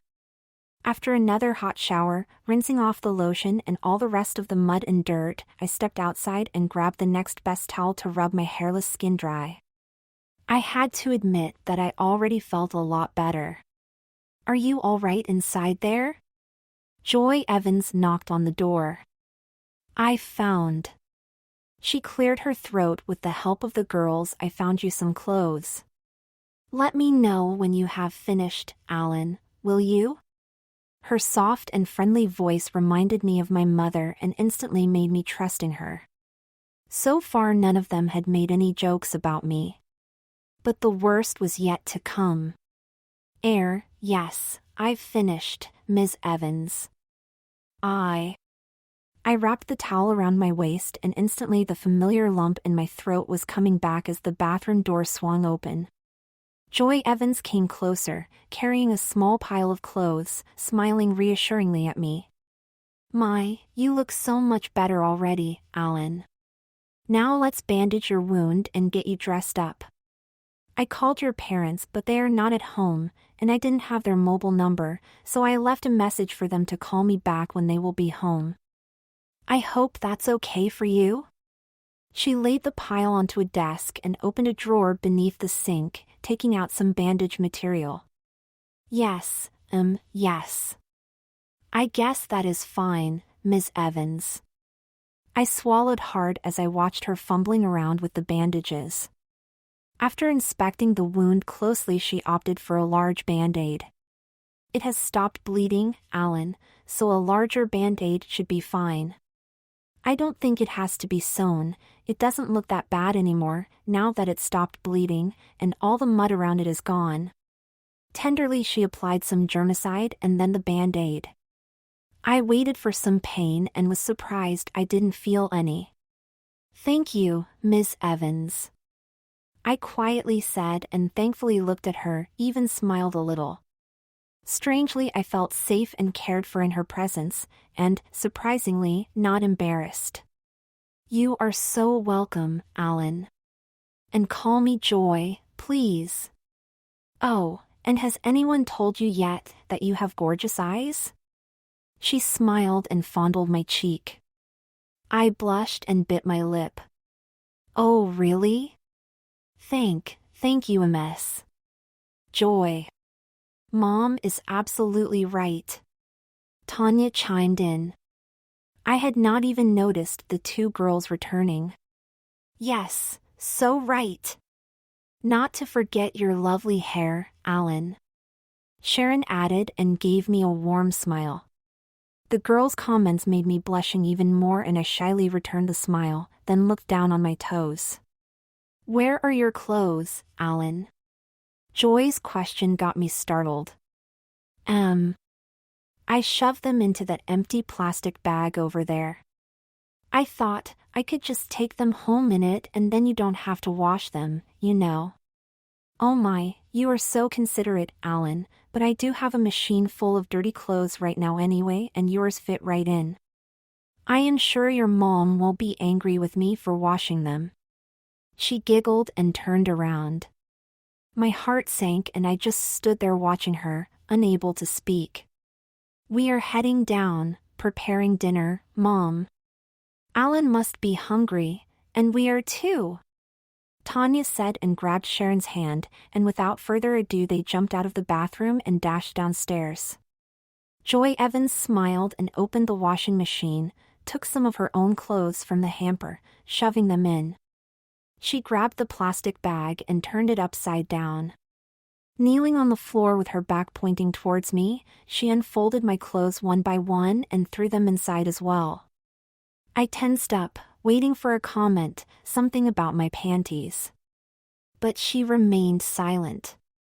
After closing the door and starting the machine, she got up and turned around, smiling at me. "Now, Alan." She cleared her throat. "Not sure if you knew it, but we have only girls in our household. My husband deserted us many years ago, and I am afraid I didn't keep any of his old stuff. Not that his things would have been a good fit anyway." "Oh. I see, it's fine, I can." "You can do what?" Joy cut me off. "Wearing your muddy clothes? Too late. Remain naked? I am sorry, Alan, but you need to dress." She got the pile of clothes and held it in front of me. "Here, this should be about your size." The clothes belonged to Julie, Tanya's older sister. "She isn't here yet, she went to town with a friend, but she might be back soon." "Oh, and don't worry, she won't mind," she added with a smile. I nodded and gulped, looking at the clothes I was now holding in my hands. My emotions started to run riot. Here I was, standing almost naked in the bathroom of my classmate Tanya, in front of her mother, who was just offering me girl clothes to wear. "I hope the panties won't be too small, Alan." I took the largest I could find. "I will leave you alone now. Join us downstairs please when you are dressed up, will you? And don't worry about the clothes, Alan, we all know it's an emergency, and nobody will exploit your situation, I promise. You really don't have to feel embarrassed. After all, they are just that, clothes." She caressed my shoulder and left the bathroom, closing the door. I watched her leaving, unable to say anything, and sat down on the edge of the tub, placing the pile of clothes next to me on a small chest of drawers. I had no choice but to get dressed in these, or going down naked, which wasn't an option. So I decided to just dress, and the less fuss I was making about it, the better, I thought. After all, these were just clothes, right? In addition, I didn't want to back down now. Probably I was being seen as a coward in the eyes of most at my school. And while that didn't bother me too much, Sharon's and Tanya's opinion was very important to me. The panties were a light blue, also a pastel tone. They felt so delicate in my hands, the material was very soft and silky. I blushed and pulled them up, tugging away my boy parts, and looked into the full-size mirror on the wall. I had to admit that I liked them. They felt wonderful on my skin, but at the same time I had a strange feeling. For the first time in my life I was wearing girl clothes that were not mine, not even Mom's. Like if I was a girl and my friend or sister would have borrowed me her clothes. I thought and felt a deep pain inside that this, for me, wasn't meant to just be normal thing. A matching undershirt completed the set of underwear, at least for me. She had omitted the bra. Of course. Next came the sweater, a sky blue one with a white dove embroidered on the chest. Tanya's mom was right, it did fit me very well. How could she know? Last was a pleated, knee-length dark gray skirt that also fitted surprisingly well, except that my hips should have been a bit wider to fill it out properly, but that didn't really matter much. It looked acceptable enough to me. I slipped my feet into the white slippers that were standing beneath the sink. They had a small heel and were very comfy and warm. I turned and looked into the mirror again. The figure I saw staring back at me could indeed be, at first sight, mistaken for a girl, I thought. My shoulder-length hair and the girly clothes did a lot. I liked the thought and stood there for a little longer than necessary, examining myself closely. Despite being a boy wearing girl clothes, I liked what I saw, and almost forgot about the fact that these were the clothes of Tanya's sister. I took a deep breath, inhale and sighed, thankful for this unexpected short moment of bliss. Alan, dinner time. I heard Tanya shouting from downstairs and took another deep breath. With trembling hands I opened the bathroom door. Sharon gasped when she saw me coming down the stairs. She couldn't help but staring at me for a moment. She noticed me blushing and looked down. Sorry, Alan, I didn't want to offend you, but you look, beautiful, you really do, you know that, right? Why, thank you, Sharon, Oh my God, she is right. Tanya blurted out, causing her mother turning her head as well. I didn't expect that, but... The three came closer and Tanya's mom laid her hand on my shoulder. See, I told you. Nothing to worry about. Now let's sit down and let's eat something, okay? She felt me shivering a little as I nodded and frowned. Are you all right, Alan? She eyed me up and nodded when she noticed my bare, hairless legs. Wait, let me get you something. I looked at her, puzzled, while Sharon and Tanya already took a seat at the table. We didn't have the time to prepare a huge dinner, Alan, but I hope you like some spicy stew with meat and vegetables? We still have enough left from yesterday and figured, a warm stew would just be good for you? What? Oh yes, stew. I stuttered when I saw Joy Evans returning. Here, Alan, a pair of semi-sheer, nude tights. They are quite warm and are matching the rest of your outfit very well. After all, you should be looking good, emergency or not. They are almost your skin tone, I guess.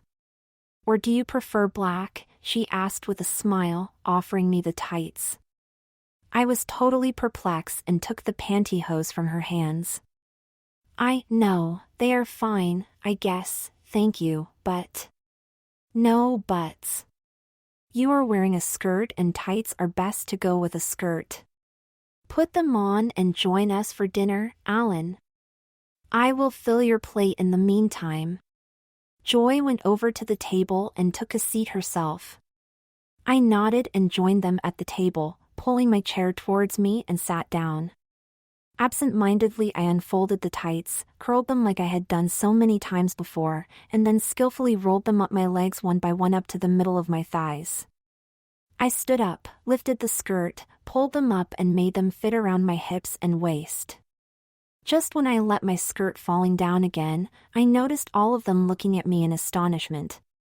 Your legs are nicer than mine, that is not fair, Sharon said joyfully, and there wasn't any mocking tone in her voice. I blushed instantly. And how skillfully you put them on, Tanya blurted out. I mean, even me, being a girl, struggled when I did that for the first. Oh girls, come on, let him eat, he must be dying of hunger. Joy chimed in as she noticed me blushing even deeper, interrupting her daughter, sensing that this could lead to an embarrassing situation for me. Alan, help yourself, and enjoy. I hope you'll like it. Sure he will, this is my favorite stew, Joy, Sharon said with a smile while she took her spoon and started to eat. It was about time for me to be able to enjoy this once again. I should visit even more often around dinner time. Sharon giggled and Tanya joined in. Thank you, I am sure of that, Ms. Ev. Joy. It smells wonderful. I returned the smile and started to eat myself, feeling hungry indeed. I hoped that they would not pick up that topic again. I cursed myself for missing out on thinking of that. How could I have been so thoughtless, putting on the pantyhose like this? They must know now that I have been doing this for a long time, and Tanya's mom saw the panties. Dear God! Despite my thoughts running wild, my plate was empty in no time and I even agreed to eat a second one. This stew is marvelous, really. Thank you so much, Alan. I am so glad you like it. Eat as much as you want, there is enough here for all of us and even for Julie when she will be home, which should be very soon in fact. Very soon? Oh. My body tensed up a bit hearing the name of Tanya's sister, whose clothes I was wearing. I told you not to worry about her, Alan, it's fine. Now please relax, will you? Yes, Joy. I forced myself to focus on my stew and emptied also the second plate. The girls and Miss Evans had already finished. Hey, why don't we go to my room while waiting for your parents, Alan? Tanya suggested, and Sharon nodded in agreement. A wonderful idea, Tanya. Sharon got up and grabbed my hand. Come, Alan. Let's go. Joy Evans smiled and I stood up myself, half being dragged up by Sharon. Thank you again for this amazing stew. Oh, Alan, you are so well. In this moment we all heard the doorbell. Our heads turned as we stopped, and Joy headed for the door to open it. My jaw dropped as I saw my mom standing there, together with Julie, Tanya's sister. Ms. Carter, please come in. Hi, Julie dear. Tanya's mom hugged both my mother and her daughter. Hi, Mom. Julie smiled happily. I have just returned and Ms. Carter here and me coincidentally turned into our street in the same moment. There is some stew left if anyone is hungry, she asked with a big smile and motioned them to come in. Hello, Ms. Evans, nice to meet you. If I remember right, we last met at school some months ago? My mom asked and they all stepped through the door and spotted us, me standing there in Julie's clothes while Sharon was still holding my hand, Tanya 2 steps behind us. I would have wanted to hide beneath the floor in this moment. My head for sure looked like a glowing bulb again. For a moment, both Julie and my mom stood just there, unsure what to do or say. Alan! My mom softly said, evidently caught off guard. She blinked a few times and walked up to me. Dear God, for a moment I even didn't. She swallowed hard. Joy Evans smiled confidently. Yes, it's Alan. As you can see, we had kind of an emergency. Hi Mom, and hi, Julie. I stuttered with a quiet voice. Oh my, you look beautiful, Alan. I mean. She hugged me tightly, and I noticed that I was still holding Sharon's hand. You have to tell me what happened. I first heard your message, then Ms. Evans left one as well. I was so worried. Hi, Alan. Julie began, still staring at me. She obviously wanted to say something, but Tanya motioned her to remain quiet, grabbed her hand and dragged Julie into the kitchen, while Sharon and Tanya's mother kept standing close to me and my mom. I felt Sharon laying her hand on my shoulder. Countless thoughts somersaulted wildly in my mind. How could I come out of this now without becoming the laughingstock of school, of the whole city even? I am so sorry, Mom. I can explain it, I guess, really, Shoo, Alan, it's fine, Shaw.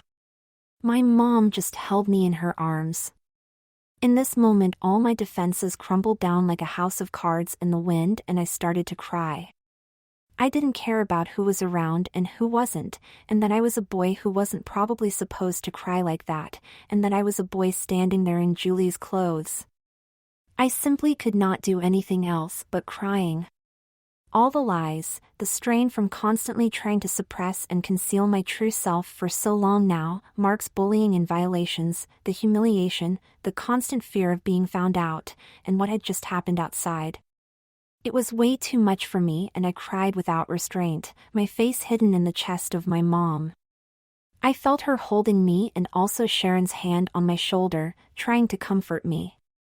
For a while nobody said anything, and when my tension started to melt away, Joy Evans led us into the living room, where I sat down on the sofa, together with my mom on my right side and Sharon on my left side, who stayed as close to me as my mom. Tanya and Julie, who had meanwhile returned from the kitchen, moved the other sofa a little closer, and took a seat there together with their mom, facing us. They all looked at me, worrying. Mom had wrapped her arm around me, and I felt Sharon tenderly stroking my left thigh. For some strange reason I liked that, in spite of this precarious situation I found myself in. Oh God, I am sorry, so sorry. I looked down, unsure what to say. It's okay, Alan, you are safe now. Sharon quietly whispered, still fondling my thighs. Tanya and me, and also some of the other girls, will keep an eye on you from now on, so he will not dare to bully you again. I looked at her and smiled a thankful smile. I was very thankful indeed. I had not expected such a level of solidarity from those around me in this moment. Thank you, Sharon, thank all of you for everything. But I tried to clear my throat from the lump that was omnipresent in my throat again. But it's not just. I paused, unsure if and how to continue. What, my sweetie? My mom looked at me. Please, what is it? I want to help you, Alan. We all want to help you, dear. Joy added, and the three girls nodded in agreement. I felt tears running down my cheek again. It's not just Mark, it's I have always wanted. My voice failed and I bit my lip.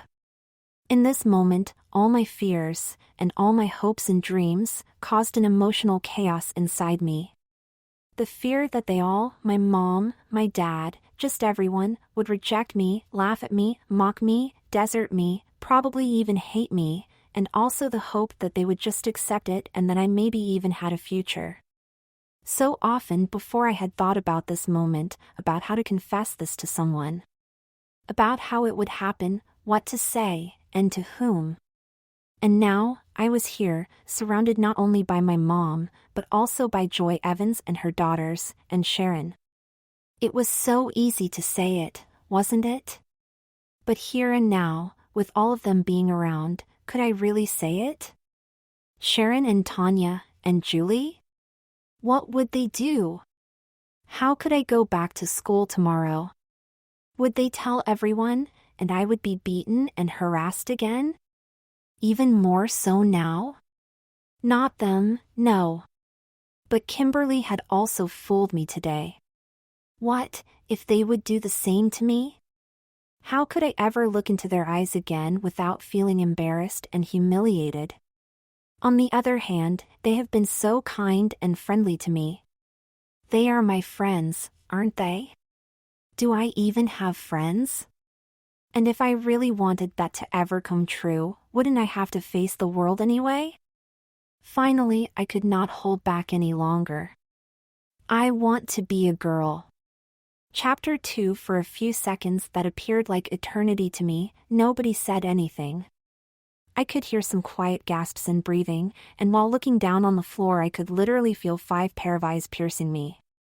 I was sure my head was again glowing like a bulb, my stomach cramped and the familiar lump in my throat was omnipresent.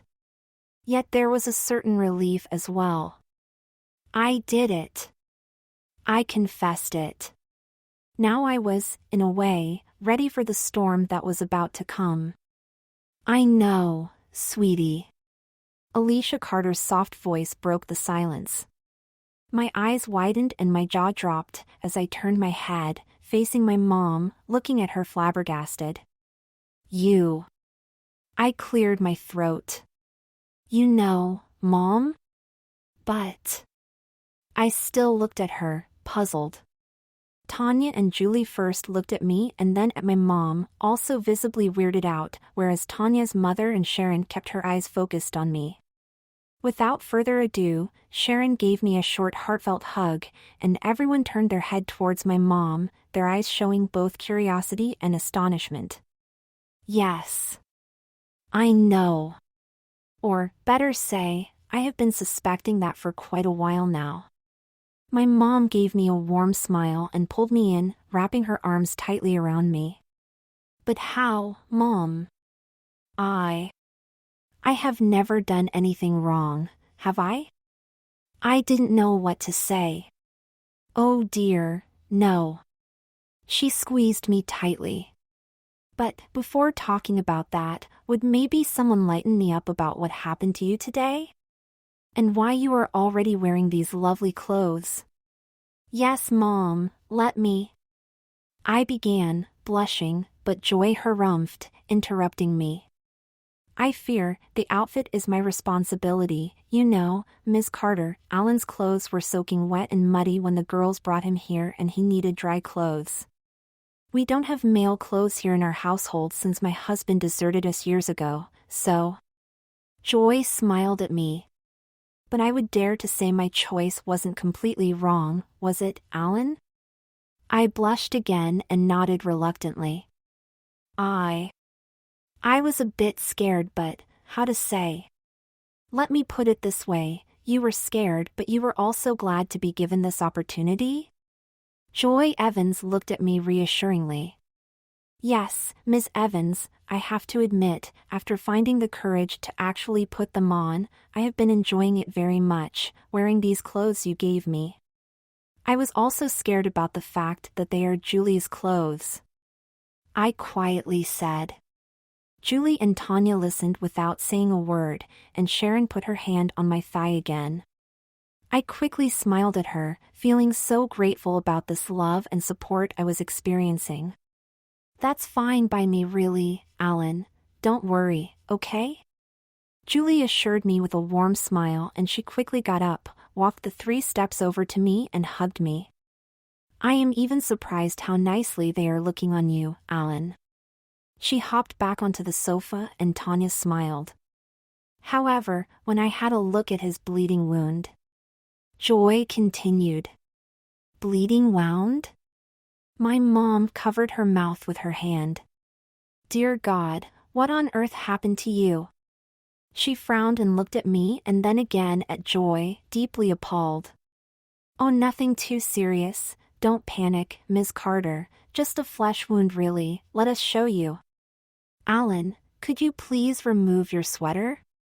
Joy kindly asked me.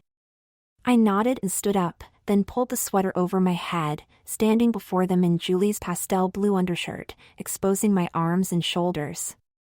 Julie gasped, seeing the bruises for the first time, and Mom looked at me, seriously worried. The bruise on my arm had become even bigger, and around the band-aid there was a light swelling. There are some more bruises around my stomach, here.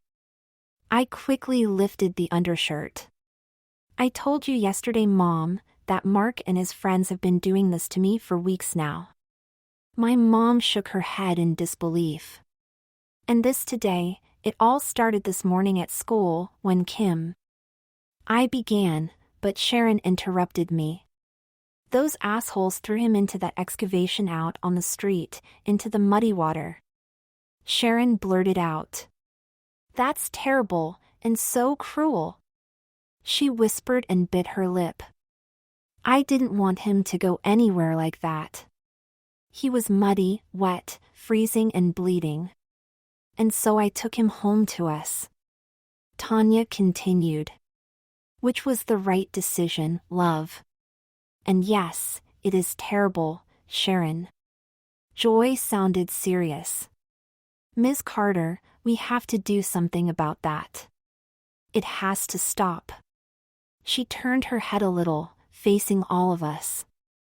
However, when the girls brought Alan to our home, he was indeed dirty and soaking wet. I looked after the wound on his shoulder and told him to get a bath first. And of course he needed dry clothes afterwards then. It was merely a coincidence that we do only have females in our household. I see, yes. My mother took a deep breath, slowly calming down again. I have to thank you all so much for what you did, and how much you helped him. She smiled and I sat down again on the sofa, between her and Sharon, who leaned her upper body against mine. But Mom, please, now tell me, how you... I mean...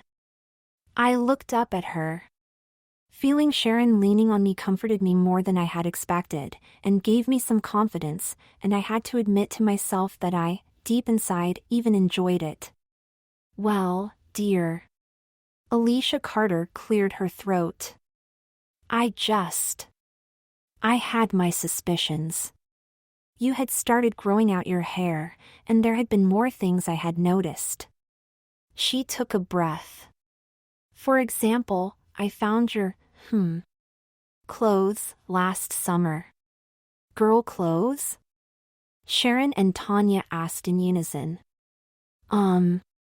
Yes. I admitted, my head deeply red. I just had to. I mean, what else could I have done to, and Mom, you have known it all the time? But... I had no idea, I thought. I mean, you haven't ever said anything, and even since last summer?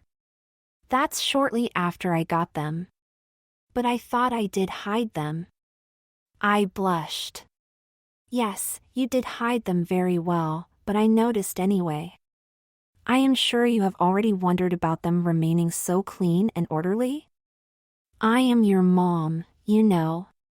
In addition, since you started wearing panties, I haven't had as many briefs as before in the hamper. And don't you ever think that I would not have noticed my stock of pantyhose going down rapidly. Her last comment made everyone laughing, and Joy just winked at me when my mom mentioned the panties, which made me blushing again.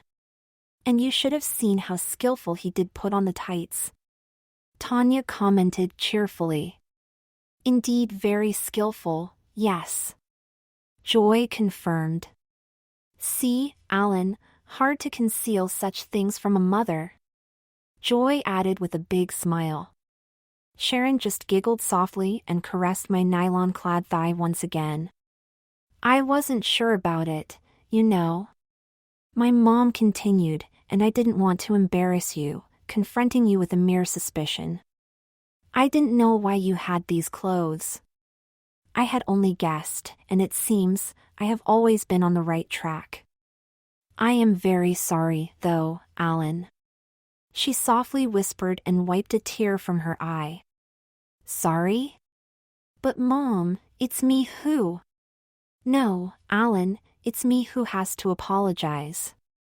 I should have listened to my intuition and should have talked to you much earlier, not waiting for your pain to become that unbearable. That alone is already too much to go through on your own, and you also had all that bullying at school. I am very sorry, Alan. Mom squeezed me, and Sharon caressed my thigh a bit firmer even. Without any comment, Tanya and Julie jumped up and hugged me as well. Then both returned to their place, still visibly touched by all these emotions. You aren't alone any longer, Alan. Joy Evans smiled a warm and encouraging smile. I turned my head around, looking at them in disbelief and astonishment, my cheeks shiny from my tears that started falling again, as the feeling of relief fully overwhelmed me. I smiled shyly. I don't know what to say. I have always feared this moment so much, and now, thank you all. Does that mean that you do not hate me now? My mother kissed me tenderly on my cheek. Oh darling, of course not. Don't you ever think such stupid things again, okay? Sharon hugged me once again, and this time even tighter. Nobody here hates you, Alan, she whispered softly, and Tanya nodded vigorously. You are so brave, you know that, right? Julie laid her hand on my knee, tenderly fondling it.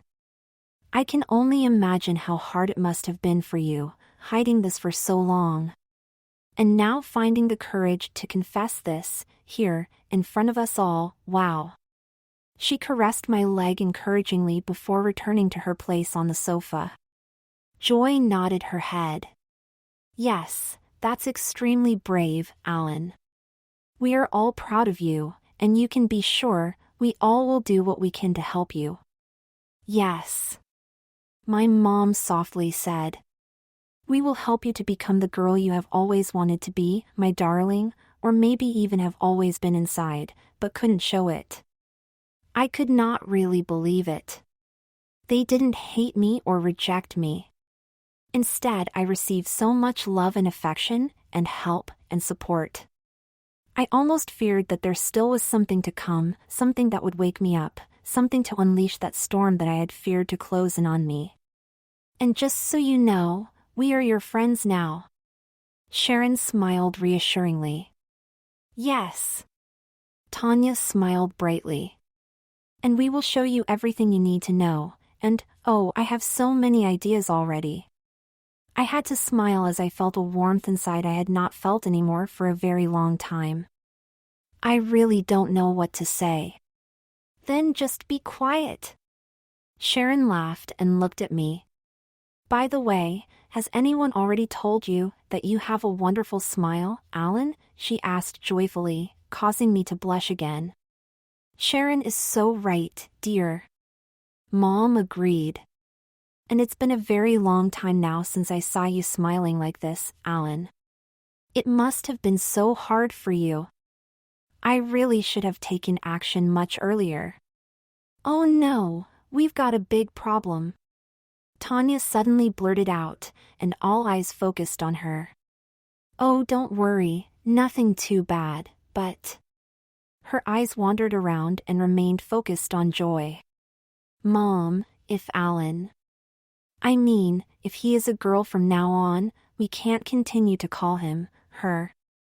Alan, right? Yes, Tanya is right. Joy said while still looking at me, and my mom nodded in agreement. Indeed she is, and if you really are serious about this, then you will have to undergo more changes now than just exchanging your clothes. I am serious, Mom, somehow I have always felt like a girl inside. I mean... I blushed again and swallowed hard. It's hard to explain, and maybe you think I am crazy or so, but I have never really felt comfy in my body. It just does not match. You are not crazy, Alan. And we all know that you are not the only boy feeling this way. It's just how you are. Joy Evans smiled reassuringly. Yes, and you are our friend. But, how do we call you from now on, Alan? Tanya asked curiously. Do you have a name in mind already? I mean, when you have wanted to, to be a girl for so long, you might have one? Not really, Tanya. What to say? Of course there are some names I really like, but I haven't really expected this to actually come true, you know. I didn't dare to think that far, because I thought. Elena. My mom chimed in and smiled at me. That's how we would have named our daughter. For a moment my mom had a sad look on her face before smiling at me again, and obviously it was only me who had noticed it. What do you think? That's such a beautiful name. I love it. Sharon cheered, before I could say anything, and Julie and Tanya agreed instantly. Elena it is then. Joy laughed. Don't you think we should first ask Alan before making such a decision? But Mom, it's a great name, and it fits him, her. Tanya insisted and smiled. All eyes turned to me again. What do you say, Elena? Sharon giggled, high-spirited. I swallowed. It's a lovely name indeed, yes, it's just, you know, this is so, how to say, real, suddenly. I have always dreamed about this, and now. I can hardly believe it. But yes, it's a wonderful name. I made a mental note to later ask my mother about that look in her eyes. Elena it is, then. My mom took me into her arms and held me. Oh, will you then come to school tomorrow as? Elena? Sharon suddenly asked. You could borrow my second school uniform until you will have one yourself. Julie instantly suggested. My clothes seem to fit you very well, so that's not a problem. My eyes widened. School! I looked at my mom, suddenly slightly panicked and insecure. Alicia Carter could see the unsettledness in my eyes and pondered for a moment. I am scared, Mom. I am scared going to school tomorrow at all. Mark and his friends for sure will exploit what happened today out on the street, and will give me a hard time anyway, and if I will show up there in girl clothes. I will take care of him, be sure of that. Tanya got furious. And Kim, that devious liar. Sharon added. And besides, Sharon and me, we are very sorry. Tanya continued. Mark was my boyfriend and I was even proud once that he, the big football star, chose me as his friend, but I should have listened to Sharon. Tanya quietly whispered. I had often seen what he and his friends did to you and also to others but never had the courage to interfere. I cannot believe that I once even maybe loved him. Sharon nodded her head. Yes. I am sorry too, really. I could not stand Mark from the start. He seemed to be nice, but what he did to you and others is just not acceptable. However, I didn't stand up for you. I hope you can forgive us for being so stupid and faint-hearted. Sharon looked at me. I returned the look and just smiled. Please, there isn't anything to forgive. Rather, what you did for me earlier today. I have to thank you so much for that. And even more so, for all your love and support now that you know how I feel. I really don't know how to thank you or what to say. My mother shook her head again. This bullying is. I am shocked. I don't know yet what to do about this, but what I do know is that you won't go to school tomorrow. I will call you in sick. And now please dress again, dear. I will have a closer look at you when we will be at home. It's become late anyway, and I think we really should finally be going now. She stood up and waited for a few moments, then she smiled at me as I still sat there, unsure, hesitating. Oh, so you want to leave the house in your undershirt, Elena? No. I blushed, feeling a twinge in my stomach hearing Elena, and slipped into the sweater while standing up. It's just. I mean, leaving the house like this? I looked down on me, on my nylon-clad legs and the skirt. But of course, Elena. Don't worry, people will see a girl walking to the car with her mother. Even I had to look twice after Joy had opened the door. She's beautiful, she really is. Sharon blurted out and smiled. Maybe a nice makeover, the hairstyle, the brows, and a bit of makeup, and you are ready to go. I blushed again and wished I would share their confidence. I am not sure, it feels strange. I am scared about the reactions when I meet people who know me. And what about Dad? Will he not hate me or be mad at me now? Mom looked at me for a moment. He will be very, very surprised, seeing his daughter coming home in the evening, when his son left the house in the morning, that's for sure, but he won't ever hate you for that. I know he loves you. He will have to get used to it, though. We all have to, but I will take care of him and explain things.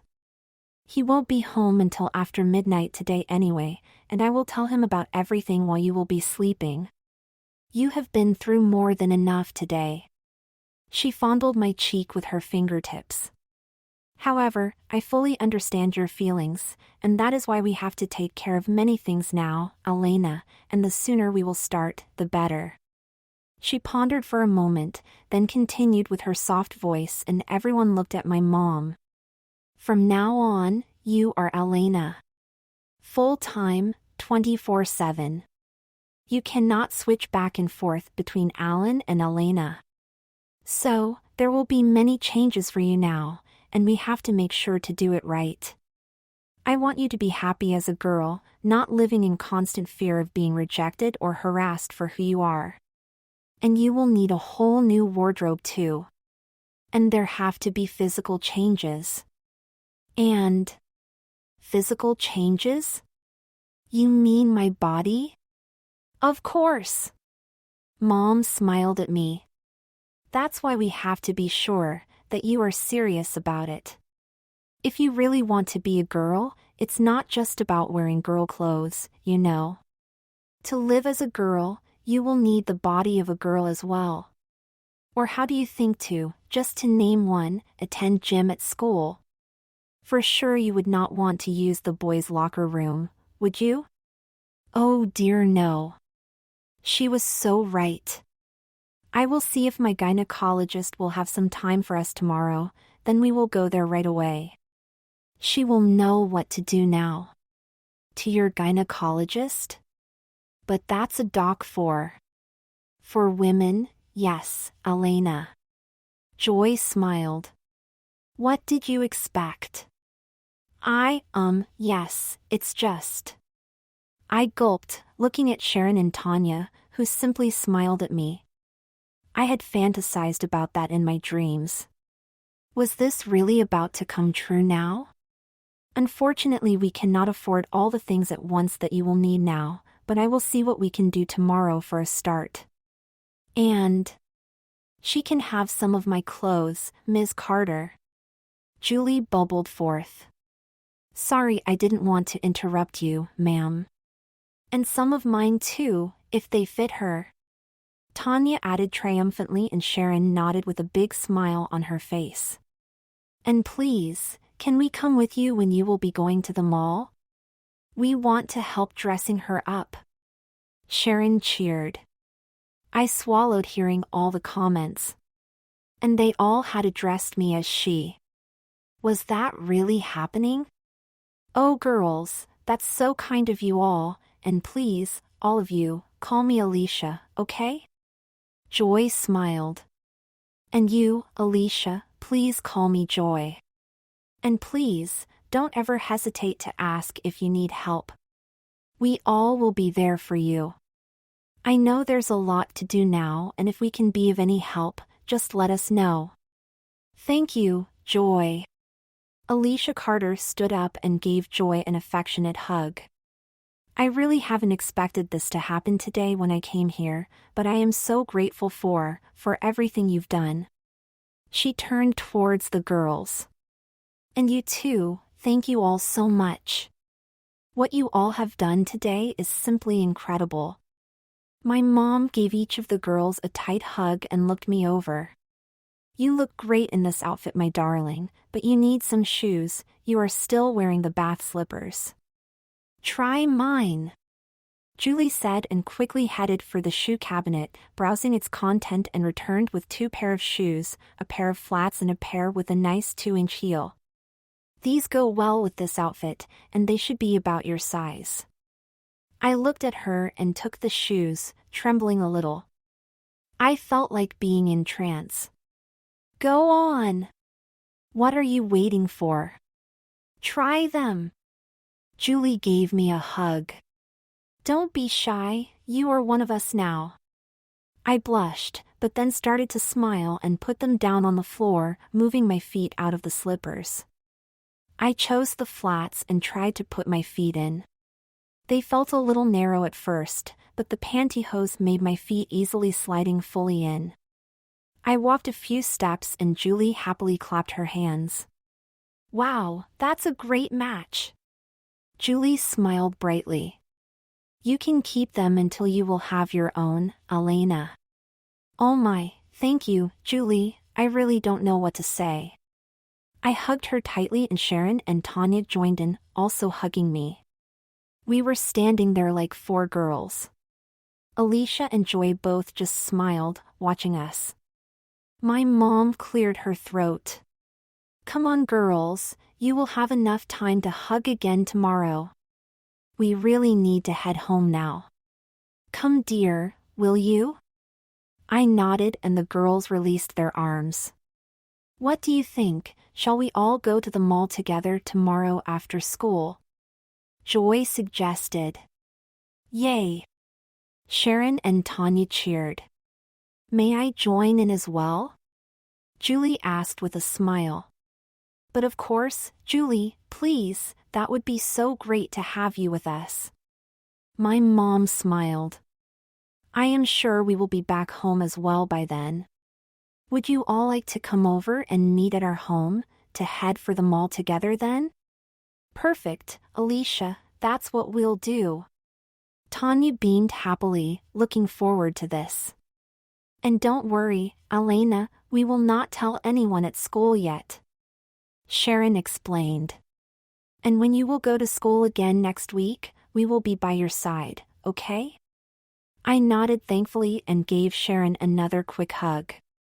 Thank you so much. We will see about next week, maybe you will stay at home for another few days, I don't know yet. My mom replied. I first want to prepare everything, before you will have to go back to school and face those mean guys again. Oh, thank you, Mom. But, Mr. Stafford, I need to report to him on Monday with a good explanation for my daydreaming. I swallowed. Mom frowned, and I continued.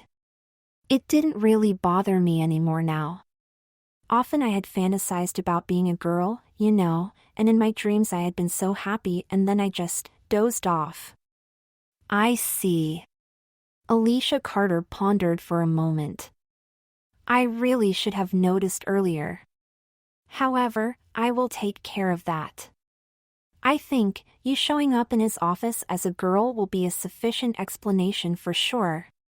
Tanya giggled. I would love to see his face then. Sharon laughed in agreement, and I had to laugh myself. What a funny thought. All right, deal then. Tomorrow after school. Joy said. Oh, and I will give you back Alan's school uniform then tomorrow as well, dry and clean. Alicia Carter smiled warmly. Thank you, Joy.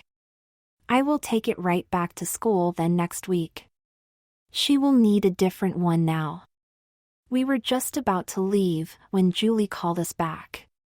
Hey Elena, don't forget your second pair of shoes. Here, I put them in there for you. With a smile she handed me a bag containing the 2-inch heels. Thanks so much, Julie. I would indeed have forgotten them. I returned the smile and Julie gave me a quick hug. See you tomorrow, Elena. She waved her hand and disappeared inside the house. My mom took my hand and we stepped through the door, leaving the house of the Evans family. It was a strange, but wonderful feeling. My first moments as a girl outside my own home. The small path leading from the main door through the garden to the road where Mom had parked the car wasn't very long, and we got there within a minute. Just when we stepped onto the walkway, someone crossed our way and greeted with a smile. Hi, ladies. The man nodded at us and walked on. My mom had greeted him back, whereas I just stood there, looking at my mom. See, sweetie, he didn't have a clue. I told you. She smiled and fondled my cheek, then she opened the car and we jumped in. A few seconds later we were on our way home. We didn't talk much during the drive. Most of the time I was looking out of the window, deeply in thoughts. As I was again looking at my legs, sliding my hand over the delicate fabric of the pantyhose, my mom looked over and smiled. Admiring your legs, sweetie? They are, hands down, indeed beautiful, she softly said, making me blush. Thank you, Mom. This all is still a bit unreal to me. I bet it is, Elena, but you will get used to it and hopefully become a very happy girl. I just smiled and finally we got home. Mom parked the car in front of the garage and looked at me. Time to get out, dear. I will leave the car outside for now. Your dad moved things around in the garage this morning and I cannot really get in. Oh, okay. Reluctantly I opened the door, still feeling very insecure. Come on, girl, I don't want to wait all night for you to come in. Our neighbors will soon see you like this anyway. She smiled and opened the door. I did the same and hurried to the front door. She followed me, smiling, and I was glad when we had stepped through and closed the door behind us. Exhausted, I headed over to the living room and just laid down on the sofa as I had always done. Mom watched me and frowned a little. Young lady, you will have to pay more attention to your skirts now. They will all get wrinkled in no time if you do not smooth them a bit before sitting down. She smiled and went to the kitchen and got herself something to drink. Are you thirsty or hungry? No, I already had that incredible stew Tanya's mom had made before you came. Oh shit. What? I don't have a clue where my school bag is. I must have lost it either in that excavation, or I forgot it in the car of Kim's mom, or at school. I don't remember. I bit my lip. Oh, don't worry. It will reappear somewhere, sooner or later. And you won't need it tomorrow anyway. My mother joined me again in the living room. All right, then let me look at your wounds and then off to bed with you. Best let's go to the bathroom. Everything I might need is there. Okay, Mom. I took a breath and got up again. I was really becoming tired now. This has been a very long day for me. My mother motioned me to sit down on a comfy chair that was placed in a corner of the bathroom and helped me undressing the sweater and the undershirt. My arms still hurt a lot, and there were bruises all over my upper body, most at my arms though where Mark had always hit me, and some from the fall into that excavation. She cautiously lifted the band-aid a little and peeked underneath, looked as well at the bruises and then nodded slowly. Okay, good, Joy did a great job, seems it will just take a few days to heal. Luckily nothing too serious. And the other bruises will disappear as well in time. Oh, why haven't you said anything before? I am still shocked that they had been doing this to you for so long now. I took a deep breath and sighed. I just hate fighting, Mom, and what could anyone have done against it? If they want to get me, they surely will. At school or afterwards. Yes, I know it's a problem, but we have to do something against it. But now we have to focus on different things first. Mom fondled my cheek and quickly left the bathroom, returning with a nightgown. Here, try this, it should fit you. I widened my eyes and cautiously took it from her hands. Oh wow, this looks so beautiful. Is that yours? No, actually it's yours. I bought it a while ago when I noticed that you had not stopped wearing girl clothes. I wanted to give it to you in a good moment, but as I said earlier, I wasn't sure and didn't want to embarrass you. I jumped up, hugging her tightly. Oh, Mom. I was so scared you would hate me. Oh no, dear, never. I love you, and it doesn't matter if you are my son or my daughter. I thought I have had a son for 14 years now, but probably I have had a daughter already for a long time. And now that wonderful girl won't have to hide any longer. She kissed me softly on my forehead and kept holding me close to her body. I love you, Mom. I whispered, crying tears of happiness and relief. I love you too, Elena. My mother replied softly, and so we stood there in the bathroom for a while, just holding each other. Mom? I shyly asked after a while. Yes, dear? May I ask you, at Tanya's home, when you said my new name for the first time, Elena, you said it was the name you would have given your daughter, and you looked kind of sad for a moment. Why, Mom? Were you disappointed with me? Oh God, sweetie, no. It's just. She paused for a moment and took a breath. Before we adopted you, I had been pregnant with a girl. Mom paused again and wiped a tear away as she continued. She had died in my belly long before she would have been born. Complications, the doctors had said. She was a girl, and Elena would have become her name. Oh. I didn't know that, Mom, you have never told me.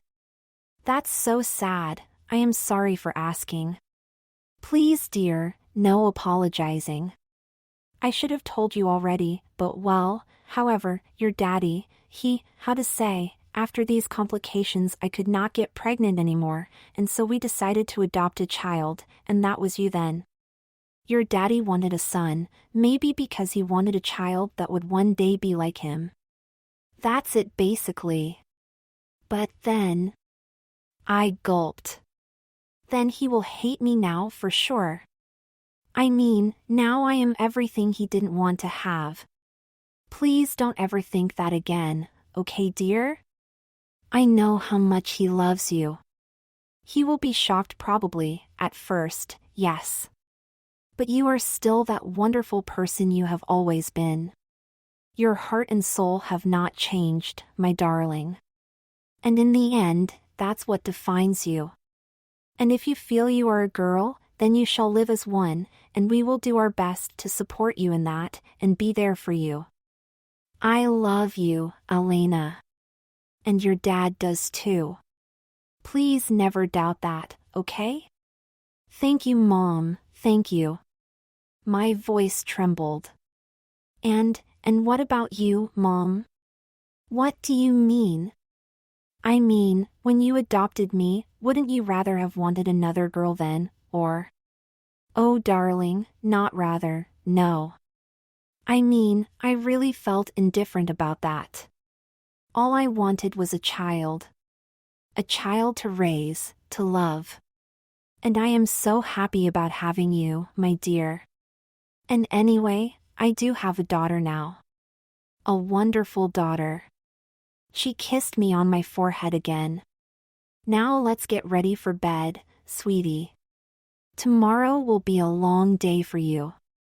We will have a lot to get done tomorrow, and I want my girl to be fit enough for that. I smiled and nodded my head, starting to undress my pantyhose. The panties were fresh, so I just kept them on and slipped into my first nightgown. It felt amazing on my skin, and after brushing my teeth I literally jumped over to my room and headed straight over to my bed. My mom followed me with a smile and tenderly covered me with the blanket. "Good night, sweetie, and sleep well, and have sweet dreams," she whispered and kissed my cheek. "Good night, Mom," I replied and looked at her. Despite the underlying fear about the reaction of my dad, I could not be happier than in this moment. "And thank you, Mom, for everything." She smiled at me, waving her hand. After leaving my room, she closed the door behind her, and for a very long time I just laid there in my nightgown, still dazzled and overwhelmed by what had happened. I could not wait for Friday to come. Wasn't that great? What a jerk! I still see him laying in that pit. Drake Milburn laughed heartily, and Joe Hartford, his best friend, smiled brightly. Oh yes! An epic scene. I am so eager to see the photos Kim hopefully took. Tomorrow at school we will have fun with them, no doubt about it.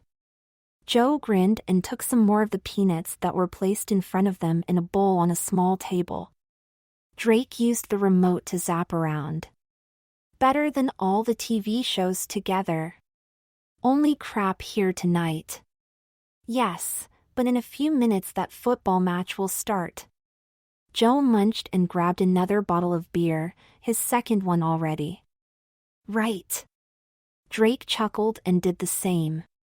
Great idea, I am thirsty anyway. What do you think, Drake? Joe tilted his head a little. Should we do something on our own? Drake looked at him, puzzled. Could you please explain that? Silly. Mark has had all the fun so far. Most of the time we only watched from a distance. Yes, that's true, but he is the captain of our team and what? He hasn't got any power over us outside the pitch and outside school. Aside from being our friend, of course. And that means? We don't need him to have fun with Alan. Joe beamed. I already have some ideas. We can start right tomorrow. Drake chuckled. You're a bad boy, Joe Hartford. Don't even think you are better than me, Drake Milburn. Joe gave his buddy a high five and they zapped into a different channel again. Football time. I am home, Mom. Dad. Hi, Mark. Miss Sanders shouted through the kitchen when Mark closed the door behind him. His dad just came down the stairs. Hey, Captain. He patted Mark's shoulder and then smiled. What have you been up to, my son? All fine at school? You are late. I have just come home myself. A complicated surgery that took longer than expected. Yes, all good, Dad. We had some fun after school. Yes? Oh, and what did you do, if I may ask? Nothing important, Dad, just some fun with a fellow student. I see, well. I am trusting you to be good example for your school, your class, and your team. It's what is expected from a captain, and nothing less.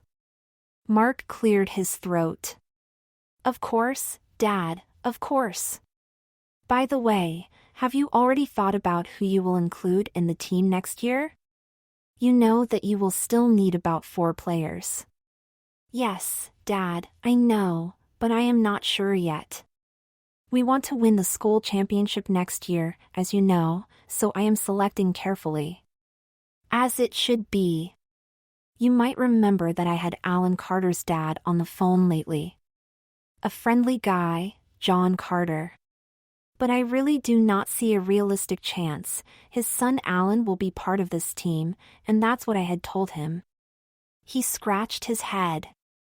However, I feel we should include Alan somehow, if he really wants to be part of this team.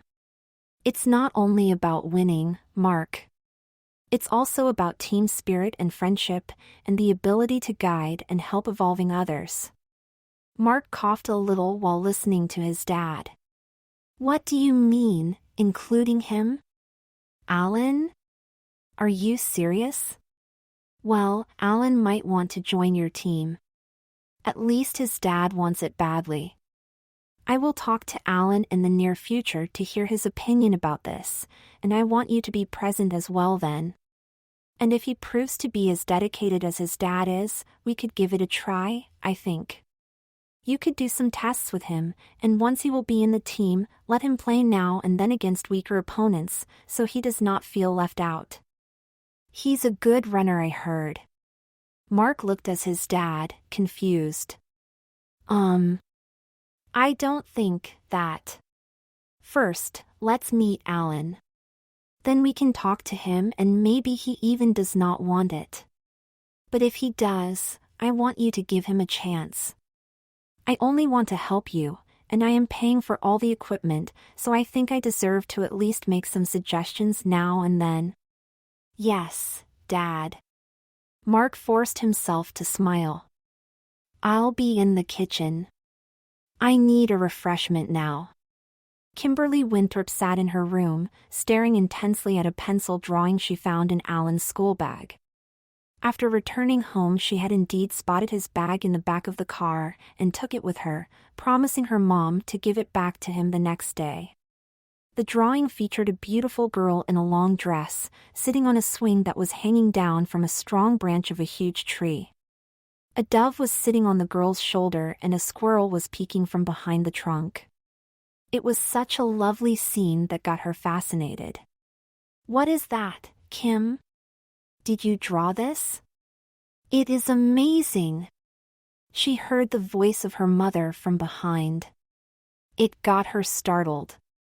God, you scared me, Mom. Sorry, dear, the door was open and I wanted to call you for dinner. You got home late and so I waited for you. Elaine Winthrop smiled and also had a closer look at the drawing. Magnificent. I didn't know you could draw that well, Kim. It's not mine, Mom. It must be from Alan, the guy who we gave a ride to Tanya earlier. Oh. Alan Carter, right. He is a talent. This is one of the nicest pencil drawings I have seen so far, hands down. I don't really know him, but he must be a very nice boy if he has such a talent. Kim choked and cleared her throat. Alan? Oh well, yes, maybe, I don't really know him, he is a loner. A loner? Oh. I see. Maybe he is just shy? Why don't you invite him sometime, say, for dinner? For dinner? Alan? But Mom, why should I do that?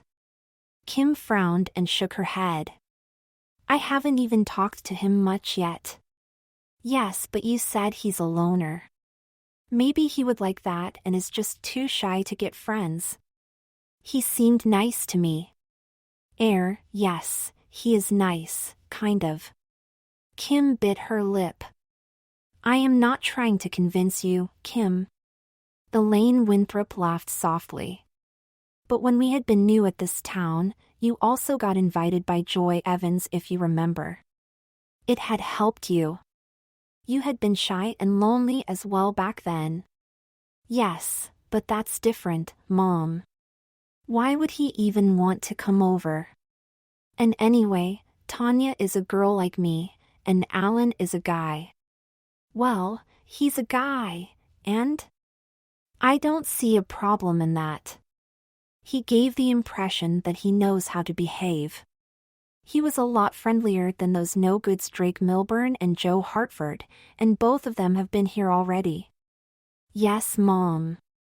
I promise I will think about it, okay? All right. Come into the dining room then, dinner is ready. Yes, Mom, right away. Kim was just about to stand up when her phone went off. Oh, hi, Debbie. Oh yes, the photos. No, I am not sending them right now. What did you say? Why not? Well, oh yes, dinner time. Maybe later, okay? Bye, Deb. Kim pressed the red button, ending the call. She had another long look at the drawing, then carefully put it back into the folder where she found it. She opened the bag and inserted the folder, closing the bag afterwards. Kim, are you ready? Her mother yelled and Kim jumped up, dashing to the dining room. Here I am. Oh, and Mom? Please remind me to not forget the bag tomorrow. I want to give it back to Alan. Now let's have dinner, I am hungry. Tanya and Sharon jumped down the stairs, leaving the school bus. It was a sunny morning, but still quite chilly. Parts of the ground were still wet from the rain they had the day before. And obviously it also had been raining during the night. Why did you say your mom couldn't drive us today, Tanya? I don't know, Sharon, she didn't really tell me. She just said she had important things to get done and asked us to use the bus today. I am sure she will tell us in the afternoon. Yes. Oh, Tanya, I am so looking forward to dressing up Elena. I am still kind of overwhelmed by all that. Tanya smirked and poked her friend. You really like him, don't you? Sharon blushed a little and nodded. Yes, I do. I don't know. I don't have an explanation actually, though. But when I had given back her school bag the other day, our eyes had met and, well. Tanya giggled softly and wrapped her arm around Sharon's shoulders. You two looked cute together on the sofa yesterday. Sharon stuck her tongue out and laughed joyfully. Suddenly, Tanya stopped. Oh dear, Mark and his minions over there, ahead of us, and Kim and Deb. I am still so mad on them. Yes, me too, that was so mean. Sharon replied and they both waited for a few moments before walking on, watching the small group from a distance. What shall we do? I am not sure yet, but Sharon, no word about yesterday. Nothing about Elena. For them he is still Alan, okay? Yes, of course. She had enough to bear already. We will have to guard her once she will be back. True, that we will have to. Tanya rubbed her nose.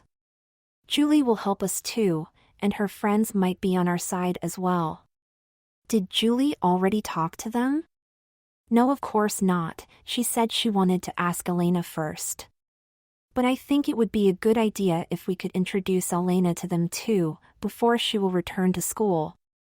The more support she will have, the better. Sharon grabbed Tanya's hand. Okay, then let's go. They both took a breath and crossed the wide courtyard, heading for the stairs that led into the building. It didn't take long for them to come close to Mark and his friends who had gathered under a huge tree in the middle between the bus stop and the stairs. Hey, if those two aren't the Good Samaritans. Drake Milburn cheered and Joe Hartford laughed, pointing at Sharon and Tanya, who were approaching them. Good Samaritans? Debbie frowned and looked at them. Yes. Yesterday they seemed to be very worried about that fag Alan, and even helped him. Unbelievable actually. Joe began. Hi everyone. Tanya smiled a quick smile, but it wasn't a smile coming from her heart. Hello guys. Sharon added and stayed close at Tanya's side. Indeed unbelievable. Drake nodded his head and offered his hand for a high five with Joe. Bill Haynes joined them from the other side and patted both on their shoulders. What did I miss? Hey Bill. Drake smiled. Not much yet, actually. Mark? What's your opinion on our two guardian angels? And where are the photos anyway, Kim? You told me you took some. Debbie giggled. Sharon noticed Kim looking down to the ground, apparently embarrassed. At home, I forgot my phone. Kim quietly said, still looking down. Right, the photos. I am so looking forward to see them. Drake was all smiles as he turned to Tanya and Sharon. Where is your fosterling? Sharon narrowed her eyes and Tanya spit out. Very funny. You should be so ashamed of yourself, all of you. Are you celebrating your heroic victory over your mighty opponent? He attacked us. Joe commented and smirked. It was self-defense. Correct, Mark? All eyes focused Mark. Yes, of course. He replied. You know damn well that this is an outright lie, Mark Sanders. Tanya looked at Mark with anger in her eyes. A lie. Alan would never attack you, and you know it. But we have all witnessed his actions, haven't we?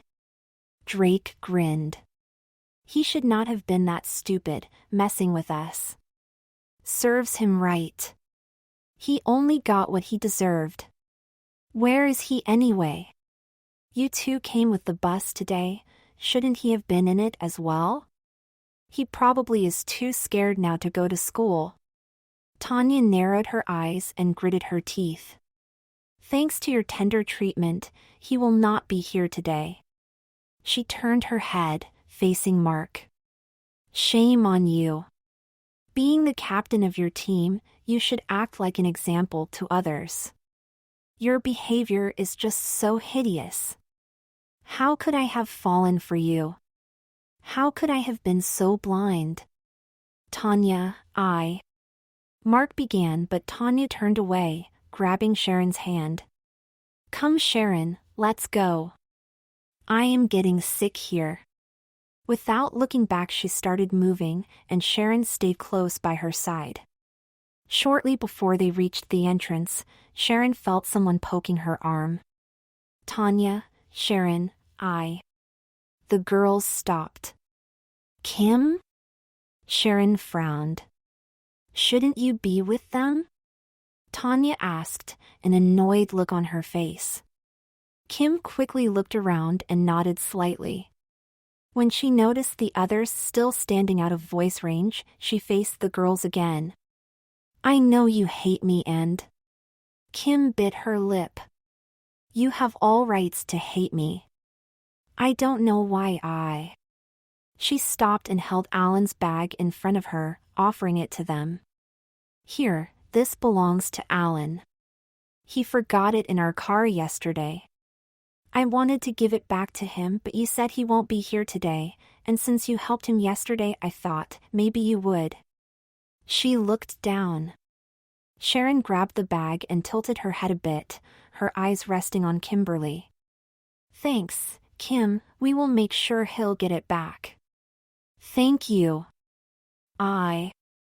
For a moment it seemed Kim wanted to say something, but then she turned around. I must go. She avoided looking at the two girls and quickly hurried back to Mark and the others. Tanya and Sharon watched her leaving. Have you seen the look in her face, Sharon? Yes, as if she regrets what happened. And when she gave me the bag, it looked like she wanted to tell me something. I wonder if she only acted or if it was sincere. That look in her eyes, I mean. I don't know, Sharon, I don't know. Come, let's go in. I don't want to be late.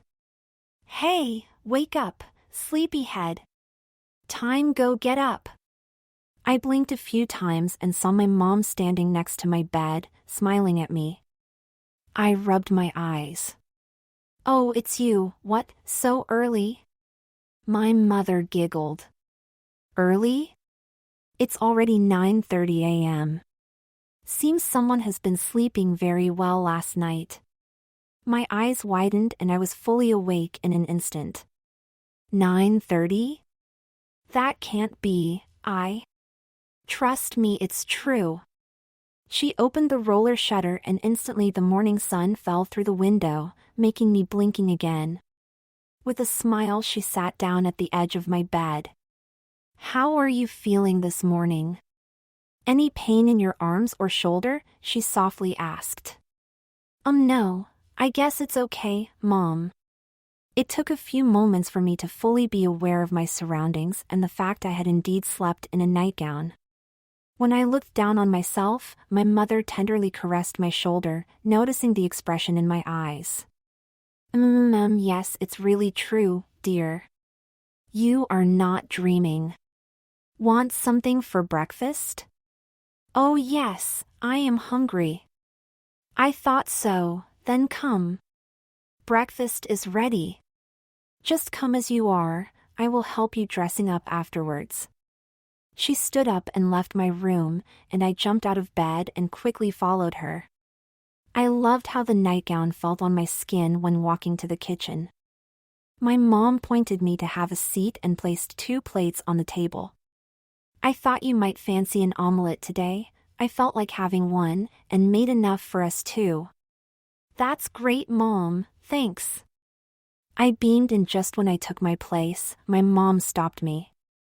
Get up again. What? But why? I looked at her with a puzzled expression and stood up again. No sitting down without smoothing your dress, young lady. I already told you yesterday. Dresses, skirts, you will have smoothed them before sitting down, or they will look very wrinkled in no time. Would not really have been necessary with the nightgown, but I want you to get used to it. I swallowed and nodded. Yes, Mom, sorry, I am still.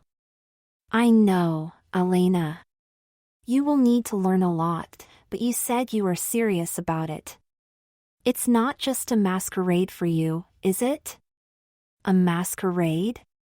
God, no, Mom. I smoothed the nightgown properly and sat down again. Good girl. She laughed and walked back to the stove to get the omelets. What about Dad? I asked her and looked around, a little terrified. He isn't here, dear. He came home after midnight and left already very early. He will not be around for the coming few days.